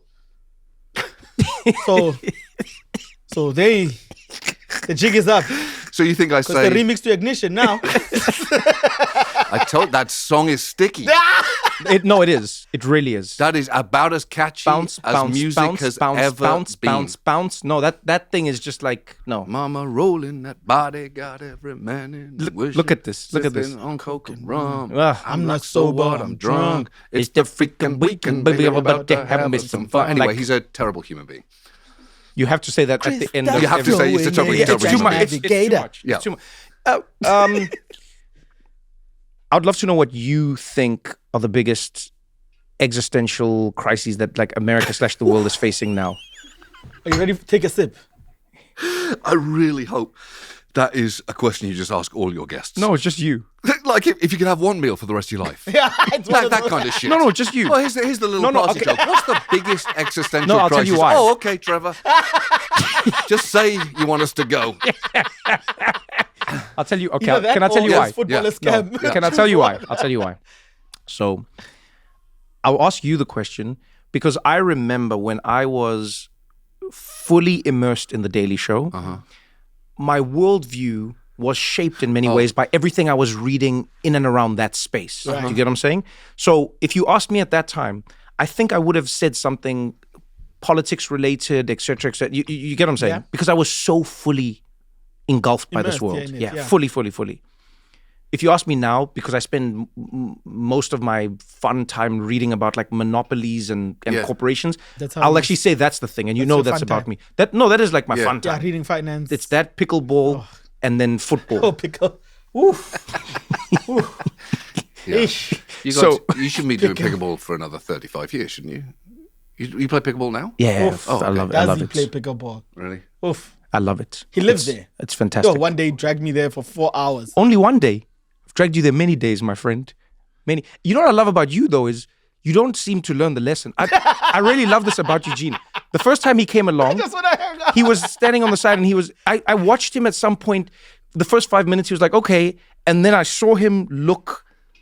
You almost looked like a parent who had brought their child to an activity, and then they were like, "How long do I have to stay I out didn't of know it was obligation?" that long. I thought decent people, I thought they play a match and then they go home. No. Remember, all organized sport has a time limit. Oh yeah, you're not Football wrong. is 90 minutes. So I was like, Oh no, you're not wrong. No, I do like 4 hours. and he's the Kaiser of. Yeah, I do like 4 He hours. shouts orders, let us play. I mean, And then he calls I people just think from I'm the benches. motivational. Cleaners are coming in, security guards. Everyone grabs that. We just have fun, John. Yeah. I have a good time. Have you played pickleball, John? No, I haven't played pickleball. Have you- Oh, did you no, play- I did Bless play you. pickleball once. I And played. Did you? I thought it was fine. Fine. Yeah. I thought it was fine. Yeah, it is fine. Yeah. It's fine, and then the more you get Okay, into it. sorry, Trevor. But do you it doesn't do to me what it does to other Do you people. still play It would be football? like taking heroin and going, this takes the edge off. Football, I love. you still play football? Football, yeah, we used to play Tuesday every. I don't play now. I don't. What? Play, What happened- there's what not time now. happened? Just family and work. I just don't have time now. But Not I used even to play like all to the time. squeeze in like an hour. No, I can't. Nothing. No, nothing. Oh man, I Yeah, thought it would no, be it's like brutal. knees or something. No, I stopped because of knees. just the concept of knees. Just knees yeah. in general. I was seeing too many of them. No. I would go home and have these thoughts about knees, and I was just like, knees I just everywhere. need, I can't. Oh, no, God, there's just 22 of them bearing down on me. It was no. I especially running on AstroTurf, it killed me. Oh, I yeah. I was like, I can't do this. I played at Pier 40. Oh, nice. Yeah, we'd play like a Great. midnight game, and then we'd go. That was the hardest episode of the Daily Show every week, because we would finish a game Oh, at yeah. midnight, 1 a.m. Oh, yeah. and then 8 a.m. you're in the office trying to concentrate on what After running Mitch on McConnell is AstroTurf at Pier saying. 40. I just got knees. Just knees in your head. That's all I have. No, so yeah, I've Existential. brought him along Yeah. Yo, a few I times. hate it. Yeah, but the reason I'm First saying hour, I'm fine. yeah, Hour 4. you're not wrong. I did take it too Hour far that 4. day. You're not wrong, and I did apologize at the time. I But even you're said to behaving you, like you're on steroids. but I even said Everyone to was you, tired. I even said to you, I'm sorry. Did I not say I'm No, sorry? you did say. I did But from you the were court. sweaty. I couldn't take it mean- seriously. I did say I'm sorry from the court. I said, you Eugene, did. I'm sorry. We took Yeah. it too far. Yes, I did yes. apologize. Yes. But going back, what I'm saying is your worldview. I find for anyone who spends a lot of time consuming information in certain spaces or spheres, they often have a different perspective on what they think is most dangerous for the world in that moment. You know what I mean? And so I'm wondering, because you're reading everything, you're engaging, you're doing research. You know what I mean? You're That's a good consuming so question. much. I think my answer might be related to that. So rather than, because obviously mergers are a constant threat, and the most immediate one is always the most immediate threat. Like land disputes around the world are everything from like horrific in the medium term to systemic in the long term. Right? I think in terms of a threat being existential, one of the biggest problems right now is the kind of information that is available to you to get. That feels to me like an existential threat. Say more. Constitutes, because people are so siloed now and are so able to traffic in low grade information. One of the big things that I've learned by doing our show is that there is a huge amount of utility in having access to experts in the field that researchers will speak to. Okay. And you can get good primary source information.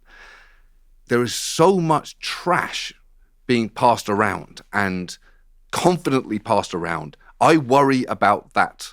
It's hard to have a conversation about anything when the information about that thing is so poor. That is my concern.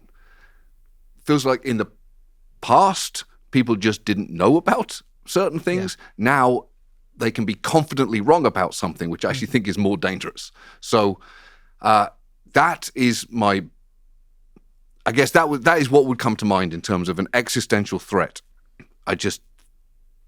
I worry about our information funnels right now. Yeah, the analogy I used to use with some people is I'd say it would be the equivalent of people watching sports, whatever sport you want, and you have opposing teams, or you choose your teams. People already disagree on the game. That should have been a foul. That shouldn't have been a foul.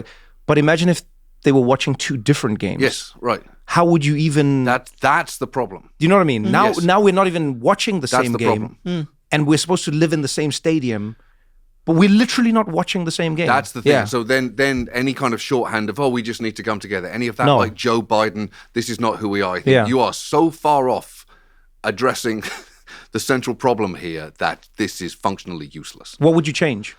I don't know. It feels like it's something that societally is going to have to change. There's going to have to be a premium put on good information. So where do you get your information? Well, again, like that's where we are very lucky, and this is not scalable. I have a staff who can go out and speak to experts for weeks, produce a packet of good information. Okay, yeah. They can update. They can find out, is this data still current? So often you're passing around data maybe in good faith. Doesn't apply anymore. You don't know. Yeah, you don't know that study's been updated. That's not true anymore. Yeah. It's very difficult. So I think that kind of information literacy is something I think people are going to have to get better understanding. It may be that this generation of kids are going to be better, I hope, are going to be better at seeing through the garbage than older people are now. Do you think AI makes it better or worse? I mean, we'll see. It's imminently seems like it's making things significantly worse, but I hope that long term there are ways to fix that. But the kind of unearned confidence of these billionaire AI cowboys is not inspiring. I like that, the unearned confidence. Oh God, yeah. It is pretty. I mean, that's a perfect way to describe it, because they approach a situation that they have never been in with the confidence of someone who has lived there for a century. They just don't. They make it seem like they exist in the future that they're preaching, and they're selling it to us as if it's already concluded in a good way. Or just they're making decisions on a series of best case scenarios. Yeah. That feels like fatally problematic. I think there was a story about Kumail Nanjiani when he was doing that show Silicon Valley. They would go up to Silicon Valley and walk around and like into these companies, these startup companies, and he would ask them kind of, what though if how could this be used for fascism? Just in general. And he would like see them go, oh yeah, we don't really think about that here. Like, oh, you don't? That's interesting. Feels like something you might want to think about. How could your product be used to hurt people? That might be part of the decision process you want to fold in to all of this. There's a book I read about. Have you read the book Careless People, I think it is? Mm-mm. It's a book written by this woman from New Zealand who basically started working at Facebook as a sort of like international liaison, like their diplomat. And she talks about how even when Facebook was starting to become the de facto social media platform around the world, they did not think they needed to care about how their platform could be used. Like they were just like, no, that's not us. We have nothing to do with that. That is the most obvious example. Just bring the world together. Let's share information. We have all of nothing those to do ads. with Next thing you know, what's happening in Myanmar? Yeah. Oh, that can't be anything to do with us. Oh, it's very much to do with you. You've just thrown gasoline over what was happening. Yeah. So now what are you going to do about it? Oh, well, we're going to learn. Are you? Or is that just something you say you're going to do? Yeah. That is what I'm concerned about. Do you keep your kids off social media and Yes, everything? absolutely. Do they have phones? No. How do you deal with that? Yeah. Well, it's easier now. They're 10 and 7, right? So they're not really going anywhere that I'm not as well. That's why you don't I play have a football phone. anymore. Yeah. Prison warden took over. But is it amazing how often now even my 7-year-old, he basically treats me like Siri. He'll just say, "Look it up, type it in." You asked for that job. That's right. You know what I love? Pete Alonso. Type it in. What I also Type it like in. about this. Hey Siri. Hey Dada. Hey Dada. Hey Dada. What I also like about this though is I'm assuming she has an American accent. Oh yeah. So you're like her English butler, essentially. It is. You know what is odd? Or Is her that kidnapper in public. You never. If you don't have the same accent as your child, That is the thin line. Eh? It's the craziest thing, though, I because know, it's the yeah. stupidest thing that I'd never considered was that it didn't occur to me that they would not. When you grow up, the idea of having kids, you always think they'll sound like you. Yeah. So Mini it is version of odd you, yeah. the first time it hits your ear, and they're around for a while not speaking, right? Yeah. So it feels like, oh, there's going to be a, hello, how you doing? Oh, nice to see you. That's coming out one day. Chipping Norton all the And way. then, and then the first time you catch them saying, "Hey, how's it going? Nice to see you," or what any kind of like American R. And Yeah. you go, oh, yeah, of course, that makes sense. You're going to sound like the people that you're around all the time. But And even better for them is they've got the immigrant dad. Because you realize for them, yeah, in your head, you're normal. Right? For the most part, in your head, you're normal. In their world, when they grow up, they're going to be American kids and they're going to be like, oh yeah, oh my God. I remember my dad always be like, oh, are you going to put that away? Are you going to put that? Like you are. that Peppa is Pig's grandfather. that is when you really realize I've got an American accent. Is when they do a shift when they're doing an impression of me. Yeah, there Hey, you go. Dad, you know how Dad is. He's all, oh, you got to put your toys away. You're like, hey. You're getting a little confident with that accent. It's okay when I do that voice.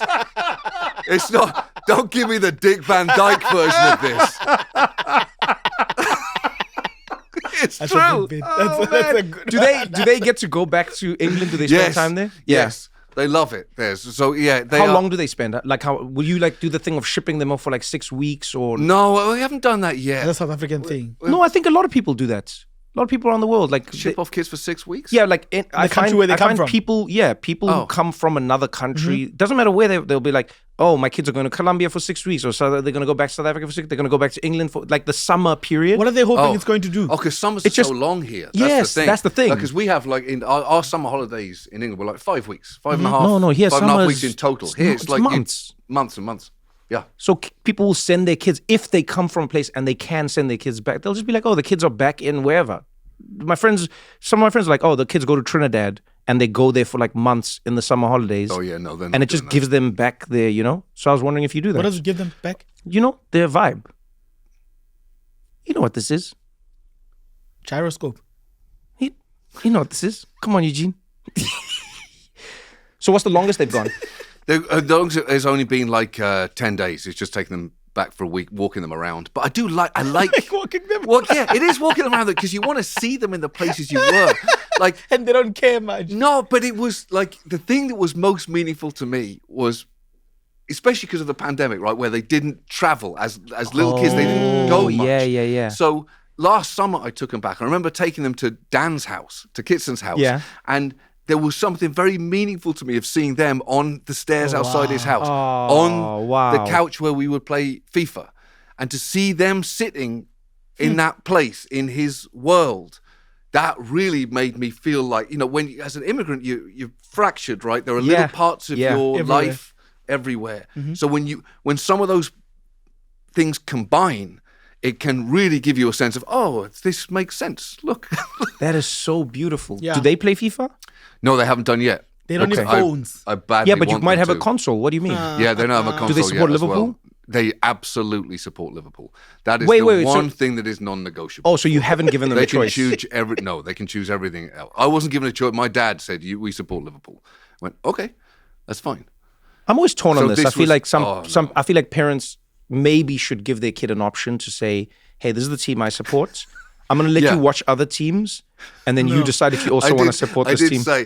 I technically gave him a baseball team option, but I think I did like thumb the scale. I just said, "Do you want to support the Mets? The Mets? The New York Mets? Oh, you want to support the Yankees? Oh, I want to support the Mets. There you go. Great. We got it. So you technically had a choice. You had a choice. We'll be right back after the short break.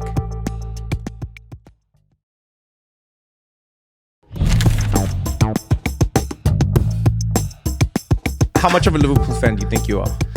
Like how many of your hour, like your thinking hours, do you think are consumed? Thinking hours is such a good way to put that, because the honest answer to that is like it's whenever your mind is at rest, it's going there. So you can really rack up the hours.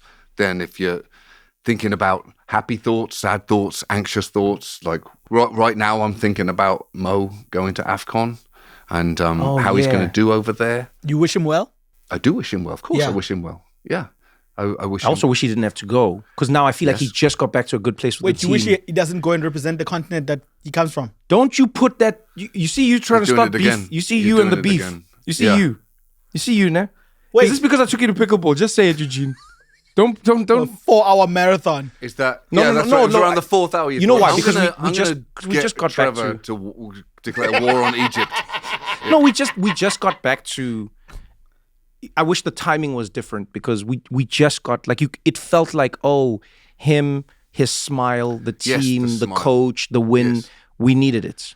But maybe doesn't he need to go home to refresh and come back happier? I don't know if AFCON Maybe- refreshes you. Here's my confusion. John, can I ask with on a people- selfish yeah, level? Wait, before you go, Yeah. can you do an episode on Manchester City?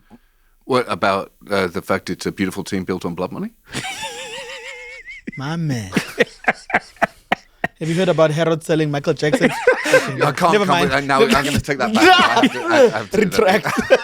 Retract. No, what were you gonna ask him? No, I was gonna say, whenever I watch people who love football, especially top level football, I'm thinking to Yeah. myself, in that field, there's a bunch of foreigners, Mm-hmm. right? With their lives, who've left their homes, who get incentivized very well to play for this team for our amusement, and the sponsors obviously pay back. But life happens, they get injuries, they move on. The Mo Salah thing happens.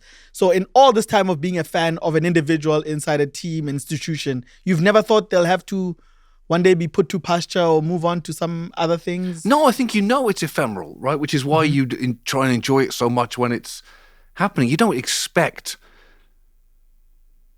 victory or pleasure from football. You kind of know it's a much more complicated relationship, Right. and you know that you should take the joy when you get it, and you should, absorb the stress, the anxiety, and the misery when it comes. You know that even with Mo, we loved this guy Jurgen Klopp, right?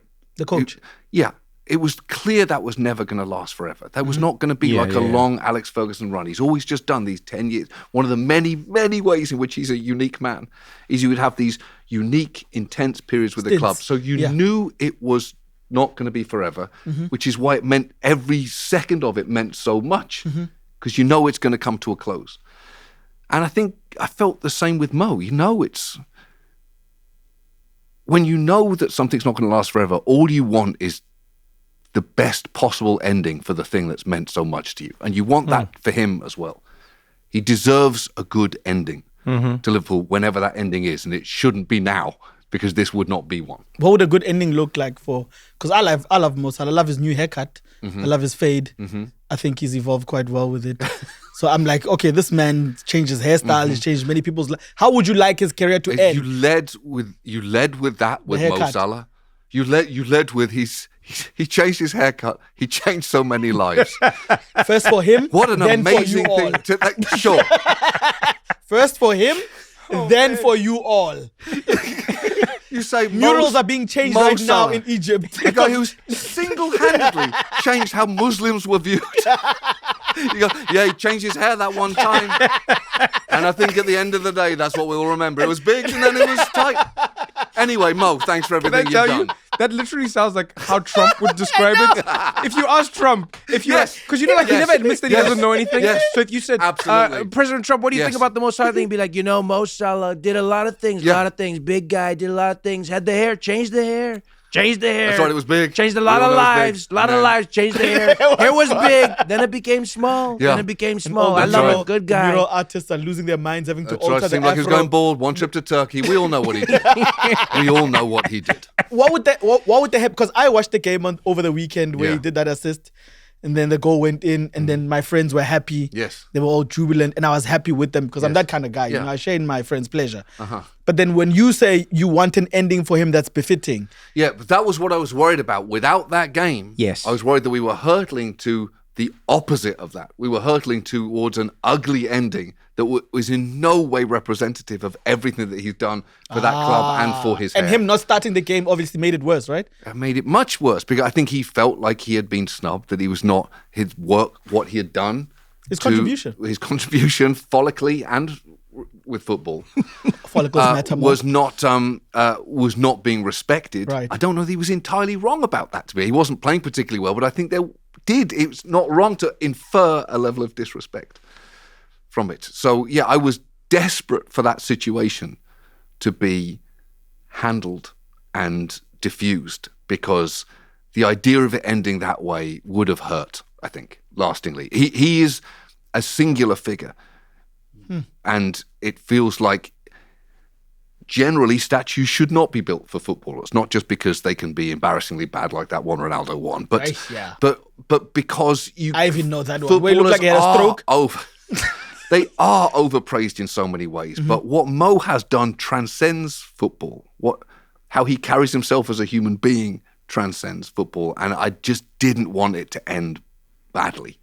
And I hope it doesn't now. Yeah, I would say it like this: it's whether it's sports or not. Just think about the moment you get to say goodbye to the thing that you were Yeah, part of, yeah. and the thing that you were part of turning into a success. Right. Whether you're at your office and you're leaving, Yeah.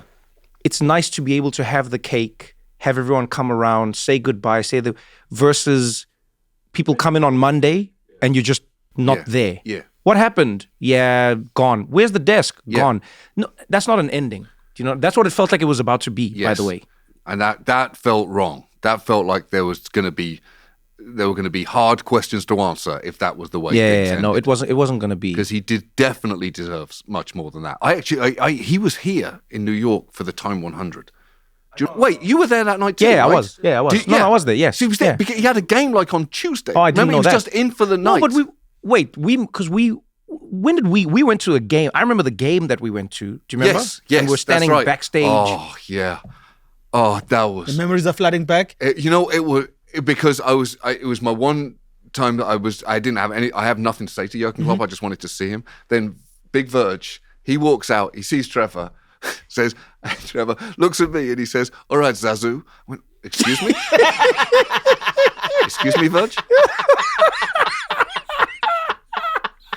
Did you know that I'm the new Zazu, or do you think I'm Rowan Atkinson?"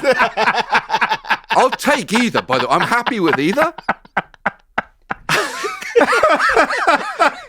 When I was with Mo at the Time 100, I remember I was trying to say to him what he meant to me, stumbling my way through it, and he's like listening in his patient way, and then he said, "Do you know Khaleesi?" What? Mother of Dragons. Yeah, I said. Oh my goodness! And he man. said, "Khaleesi's over there. Can you please introduce me to Oh Khaleesi?" man! No. Oh man! If that's what you want, then I will give that to you. For That will be everything my you've gift to you. What did you Mo, do? Khaleesi, Mother of Dragons. Khaleesi, Mother of Dragons. Mo. I genuinely love how in life we contributed. all have. Do you know what I mean? Yes. You're there going, nothing could be bigger than Mo Salah in this room. Yes. Yes. Oh my God. And Mo Salah is yes. going, I hear you, British man. But I hear you. I tolerate you. But do you know Khaleesi? yeah, Because it goes to your point. Because I want to be the stepfather of dragons. yeah, but also in my world, I'm going. I can only assume that the games are not to him what the games are to us. In oh, the yeah, same way. of course, Yeah, of course. So when you're like, what you mean to me and what you, Yeah. I'm sure someone has done that to you as well. They've come up and be like, hey, John, Yeah, can I just say everything you've done in my life and what, and now What you, have I done? and now you're just I wear standing a there. suit. I look at them and say, "Do you know Paulie Walnut?" And they're just like, how many seasons have you been running now? How many years has it been? 13. Shoo. Do you see Yeah. yourself going? I would. What would you like your ending to be? I'll go to the Saudi League probably. Isn't that what you're supposed to do? Yeah. It feels like there's a Saudi League for comedians now. So yeah, I'll go there. I tell you, I'll go. how amazing that would be is just seeing you there pop up randomly one day. Just properly full on come out and just be like, Riyadh, let's talk about the best city in the world. It's just like, John, what happened? So, well, they got to you. They got to you. Oh man. Yeah, but it because it must be. I don't know what this is like from your side. I remember for me, in many ways, I think I felt the feeling that you were talking about of impermanence always with the Daily Show, because in my head it was always Jon Stewart's show. That makes sense. Does that make sense? I was always Totally like, makes I was sense. like, I know whose car this I is. totally agree. I just know how to drive it well. Yep. You know what I mean? It's like living in your parents' house. It will always be Completely. your It parents' is always yes. your parents' house. But I was like, yeah. Yes. And everyone was like, oh, it's you've made it yours. I was like, no, I've put some of my furniture, I painted the but this walls. is my Yeah. parents' house. Yes. In my brain, So, and because John was my mentor, as I call him, my Jewish Yoda, it never felt like it wasn't his house. So I'd go like, hey, John, I remember once when I even asked him, I was like, hey, how did the guest interview, it's so short. What are you trying to do there? And he said, fill 5 minutes. Oh God. That's all he said. I was like, oh, because I'm really struggling to get to the crux of somebody in this like 4 or 5 minute segment. What are you trying to do there? And he was like, I was trying to fill 5 minutes. I could not do those things. That was the one part of that job I could never do. It was is talk to argue the someone I hardest. had no interest in whatsoever. So it was the actors was the problem for me. Yeah, you struggle with that. Oh man, that was tough. Yeah, you struggle with that. It was. I ran out of things to say so quickly. I remember once I was talking to one actor, and I would look at Spinny sometimes, the floor manager, to see he would say how long you got left. And I looked over to him as if to say, are we good? And he said, you've been going 1 minute. 60 human seconds. And I was all out of questions. Is that why you just cut guests out of your show?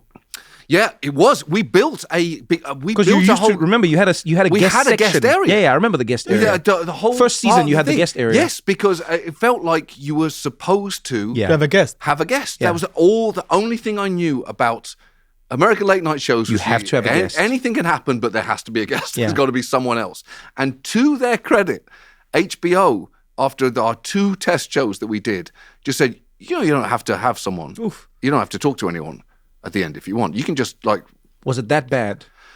one, I think it was that bad. I think it genuinely was that bad. And 2, that changed everything for me. Like, I can have that 6 minutes and we can make the story longer. Yeah. Oh, I'll do that in a second. Yeah. And so that was the a thing I'm massively grateful for them to kind of save me from myself, because otherwise I absolutely felt like, and you have to have a guest every week. But I think you had a good And I question did not there. want that. Yeah, sorry, John. You had a good question there about how you'd want to see your ending, because I think I have sympathy for sports people. They give so much of their Yeah. lives. They start Yes. very, very early. Yes, that's They so miss difficult. so many milestones. That's all they know for such a long time. I sometimes wish for them that won't they want to retire at their prime of their human lives, not of their sporting lives, where they can have families. Yeah, they can, yeah. They can also be rubbed out of the zeitgeist of that side of their life, and then people will not recognize or know them as much, So Yes. don't you wish that for Mo It Salah? must be so difficult. him to have It must hummus be so and- difficult for those, because it's amazing to think that part of your whole life has been built into Yeah. this one thing. It's over, and you're 37 years old. Yes. That's a young age to be To retire. for everything to have stopped. It's no wonder that there can be big problems in terms of what you want the rest of your life to Absolutely. functionally be, and the idea of it slipping through your fingers, something that came so naturally to you since you were 3 years old, and all of a sudden you realize when you are the best in any environment that you're in to all of a sudden feel it fading away. I cannot imagine how that must feel. I remember talking once to Joe Dumas. Do you know he was a basketball player with the Detroit Pistons. Really fascinating, interesting guy. And he was talking about towards the end of his career, Kobe Bryant started playing. And so he was 18, I think, when he started playing, which is young for American sports, not for football, but for American sports, it's young. And he said he could feel him standing off him. And he'd been thinking about, when am I going to retire anyway? He could feel the first time, you're not playing properly against me. You're treating me with respect. Oh, you're no, like the old guy. I'm done. He said he went back to his wife that night when this is my last year. I'm going to be done. And he said he was lucky that he had enough money so that he didn't need to play beyond He had the point option that was to that leave. natural end, which I think, again, is not the case with lots of athletes, which is, I'll need to do 3 more because I need the money. So that it must be incredibly difficult. So could you see yourself doing anything else? Oh, I didn't want to do anything else. But that's what I mean. It goes back to that springboard thing with the No, but that's Daily what I mean. Show. Is like, could you? That's what I'm saying. Is there anything you could see yourself doing? This is my favorite thing. That's it's not. I'm so happy for you. Do some. Yeah, this is what I like the most. I am genuinely so happy for you. No, because what I was saying about the temporary thing for me was, I never thought it was my forever thing. I thought maybe it would be like 2 months or 3 months. Yeah, right. Or 2 years or 3 years. But I never assumed that it was, and then it's like one thing led to another, one thing led to another, and then it's a pandemic. Then it's like, well, you're going in a pandemic now. You're staying in the pandemic. Yeah. But I never assumed that this would be but for you to say that, I actually love that for you. There's so few people in the world, I think, who can say, I'm doing the thing that is my favorite thing to do in the whole world. It's so much fun. It's because it's the best kind of trouble. It's the trouble that I love so much, and you're doing it collectively, so you're all in trouble together. It's so fun. And it was a real relief during the pandemic. How did you feel during the pandemic?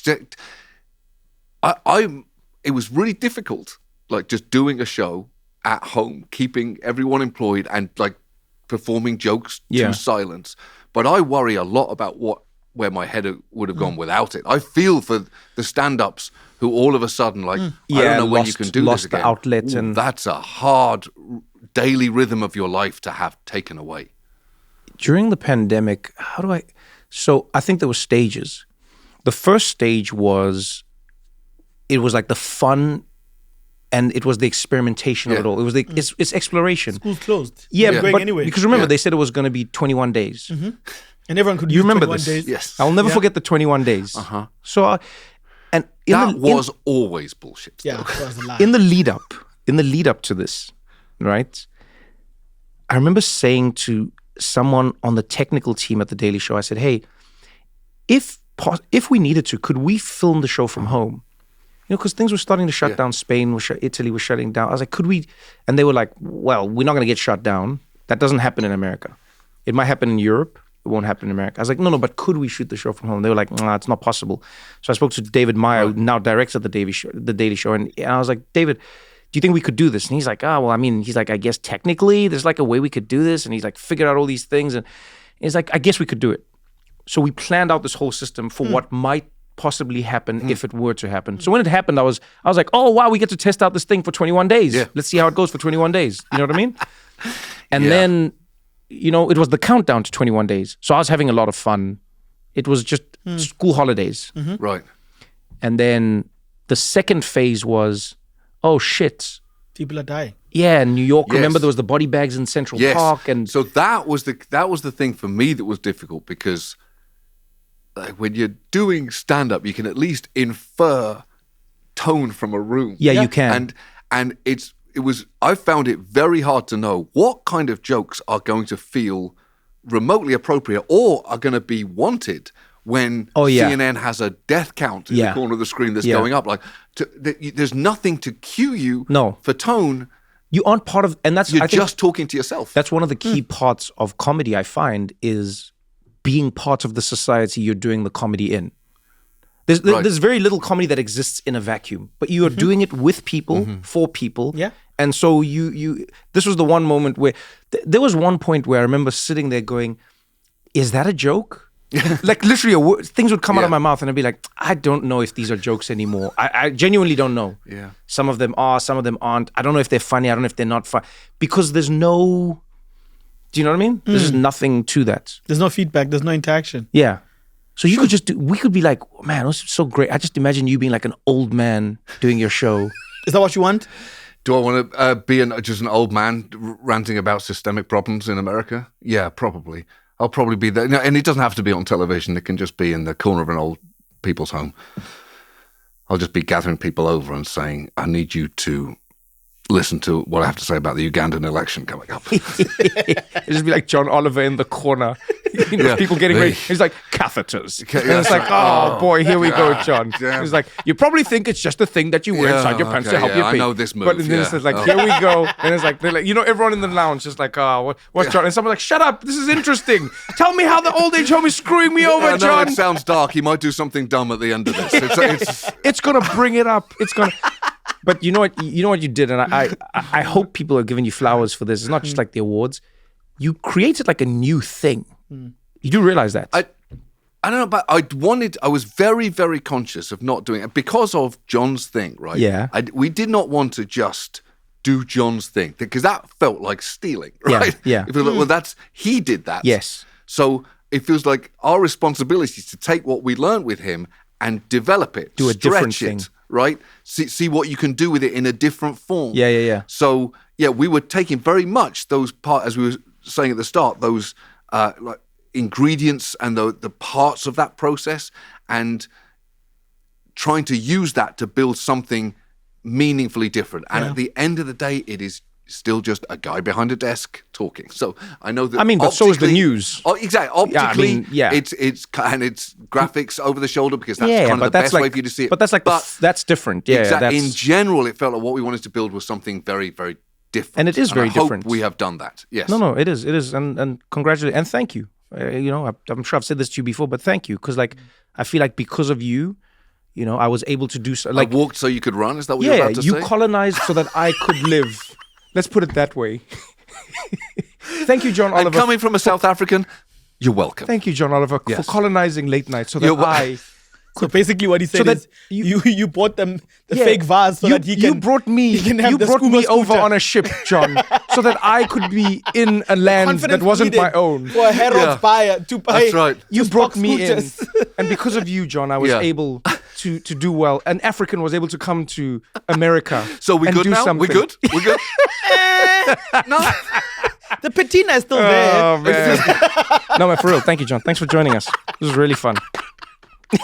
Oh, by the way, are you going to go to the World Cup? Oh, yeah. Can you go? I would love to go. I would love to go. But I don't know if I will be let in. I mean, I was allowed to go in South Africa. Africa. What do you mean? You went to Rustenburg? No, but Rustenburg. I went to that was the stupidest part of the World Cup was the fact they put games in Rustenburg, which didn't function. Really ironically, that was the first story I did when I started doing Countdown 2010. Really? Yeah, when they were starting to build the stadium, Royal Bafokeng Stadium, right in Phokeng. Yeah. Yes. Yeah, but it right didn't in the have platinum. It didn't have any. It's just a mining town that didn't. Yeah. They were just going to get 3 games. They were going to build this stadium. We got there. The scoreboards didn't work. They were funneling all the fans in through the same entrance. Like, oh, you don't want to do that. There's no plan, huh, guys? Absolutely no plan. Everyone had to walk out together. Which team was camped there again? I don't know who was camped there. Every team was assigned. England played the United States there, though. Yeah. That was the... there was one team that was camped there. They were not having a good time. There was one team that was camped there. And but this was pre your like FIFA beefs, is what I mean. Oh, you're right. That's right. You have FIFA beefs? This guy is the king of FIFA. He's done multi-series, multiple parts on FIFA. I knew there was something about you. If I was Kendrick, FIFA are my Drake. Damn. So basically, bitch, don't kill your vibe. No, but I'm being serious. So, because did you go to Qatar?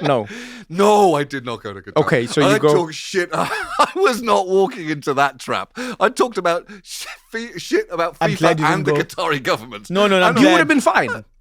Can I tell you? Only at the embassy. Let me tell you something. The best time to go to any country is when the World Cup is there. Oh, yeah, sure. I've only been to Russia once in my life, and it was during the World Cup because I knew the only thing you should fear more than the Russian government is FIFA. FIFA was going to keep me safe.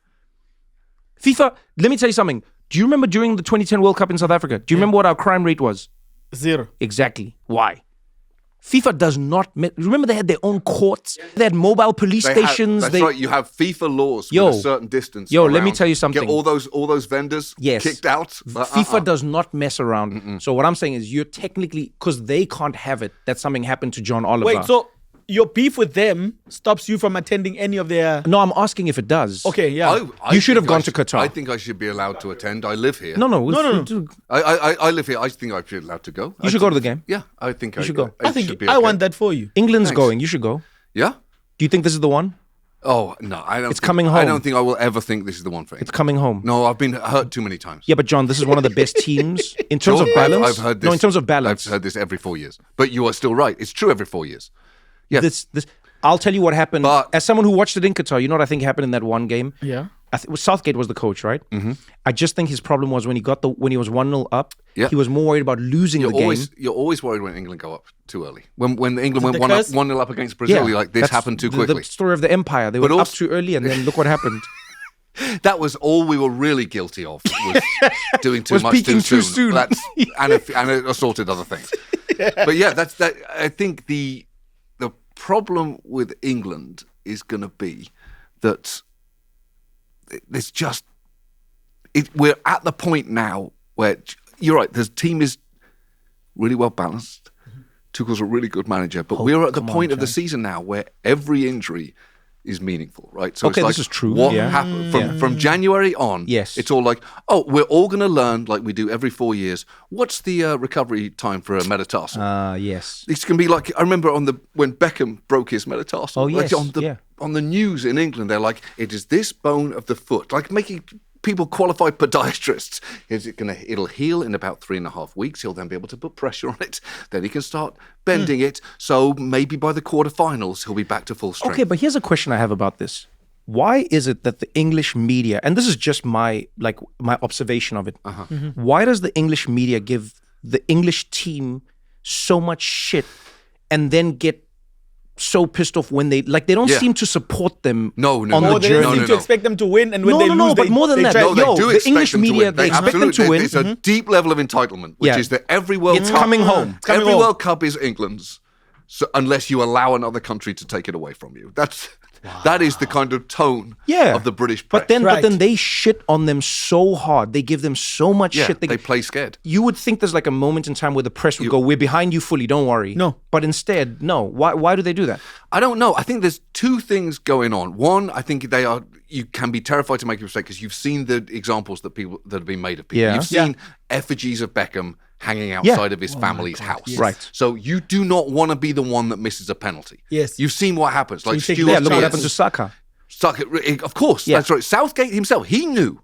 He missed a penalty. He knew the fact it upends your entire life. Right, That is a right. monumental amount of responsibility to feel the failure in a moment Yeah. Of a whole before you country. can even contemplate success.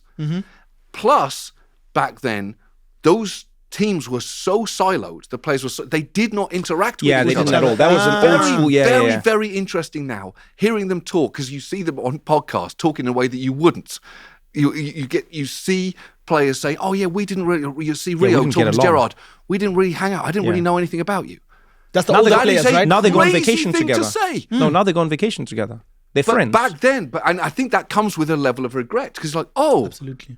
we could have really done something together. But Yeah. I was suspicious of you. You were suspicious of me. Yeah. Neither of us like Frank Lampard. A few it's players like have told me.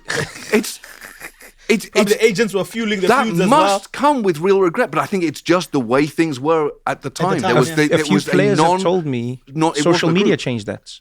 Oh really? Yeah, like a few players. I asked a few players. I was like, "Yo, I feel like there was a time when a Manchester United player would never be friends with a Man City, Liverpool, Arsenal. never. Now I see you guys on vacation. I see you in clubs in Mykonos." And he said, social media. He said, it used to be that the only images you got of that person were like from the official games. Yeah, in combat mode. Whereas now you see a clip of them, you see party things, mode. you see them doing cool things, Yes. and you're like, oh, I like this person. Yeah. And I remember like Marcelo was a fan of Alphonso Davies, and Davies was like, wait, the Marcelo, the greatest left back in my life, and Marcelo Greatest was like, afro I in think the you're world. the greatest new left back ever, and all of a sudden they became friends, and so you now have these like cross-team, cross-generational links that couldn't be formed but because of social media. So Facebook is good. I do find it so interesting watching them talk now. The kind of watching Even the in the players game. that we loved growing up, like looking back on that time. Oh, yeah, they're very... with regret, or just talking, or just reminiscing about those moments that you grew up witnessing the first time. I think the hardest I laughed this year was there's a start of, Beckham and Gary Neville do that Salford, that series of Welcome to Salford videos. There's just Beckham and Neville in the back of a town car driving through Manchester, and they're just sitting there like two friends who've grown up together, which they have. And Beckham says, "Hey, Gary, do you remember that time you tried to lob Buffon in the Champions League?" And Neville looked back and went, "What do you mean, tried?" What a perfect exchange between those two. I think what you've just explained is the happy ending of all football fans. Social media and television and these kind of programs allow you to have a life You're with not wrong. them Yeah. after the football. Yeah, you're not wrong. So they won't disappear into the ether and you'll never hear of them Right. again, or It has be caught up given in them a some send-off, strange yeah. administrative job as an assistant coach. You will still see them functional and living. It's that classic thing with social media, though, isn't it? Like what it gives with one hand, it'll take away with the other. yes. Because, Yes. yes, they can be more. They can present themselves to society as a more well-rounded human being, and they can have the most horrendous things said to them relentlessly online. That is at least in the past, you could hear it, you could tune it out, but it was fundamentally done. Yeah, it doesn't For follow them you to home. sit there in their phone. That is rough. Morata talked about that. Alvaro Really? Morata. Yeah, he talked about how like when things weren't going well for him, I think it was at Madrid, but he said he just couldn't get off the phone and he would see people just saying these things. And I used to go, just turn off the phone. But if you grew up in that generation, Yeah, that doesn't apply.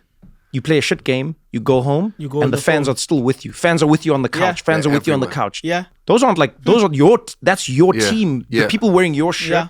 shitting on you the hardest. Yeah, it must be But very, that's, very difficult. that's what I discover whenever I watch American television, especially sports channels like ESPN, and I see how these ex-football players, I think people who love Tom Brady see him more now than they've ever Definitely. seen him Yeah. when he plays, because there will be a match and they will play and that'll be it. Mm-hmm. But now they get to hear his opinions, they get to see him, they get to, in fact, feel like they're interacting with him. That's I what think you that's can the, retire That's the into. win, You- right? You can retire into podcasts. Yeah, Come yeah. and join us I when you think- retire. There's a bit that we'll just sit around and just reminisce about 100%. Just, Daily you know, Show episodes. That's that you all we did. do. Yo, man, this has been fun, John. Thank you, man. Thank you so much for watching the episode. If you enjoyed it, pass it on to a friend. If you didn't enjoy it, pass it on to your friend still. Let them suffer for a change. And don't forget to engage with us in the comments. If you want to suggest a guest, maybe there's questions you want, maybe there's ideas that you have, you can chat to us. We will read through the comments and we'll get into it. Either way, I appreciate you taking the time. Thank you for hanging out with us on What Now? And remember, we do this for you, so we would like to hear from you. Till next time, thank you.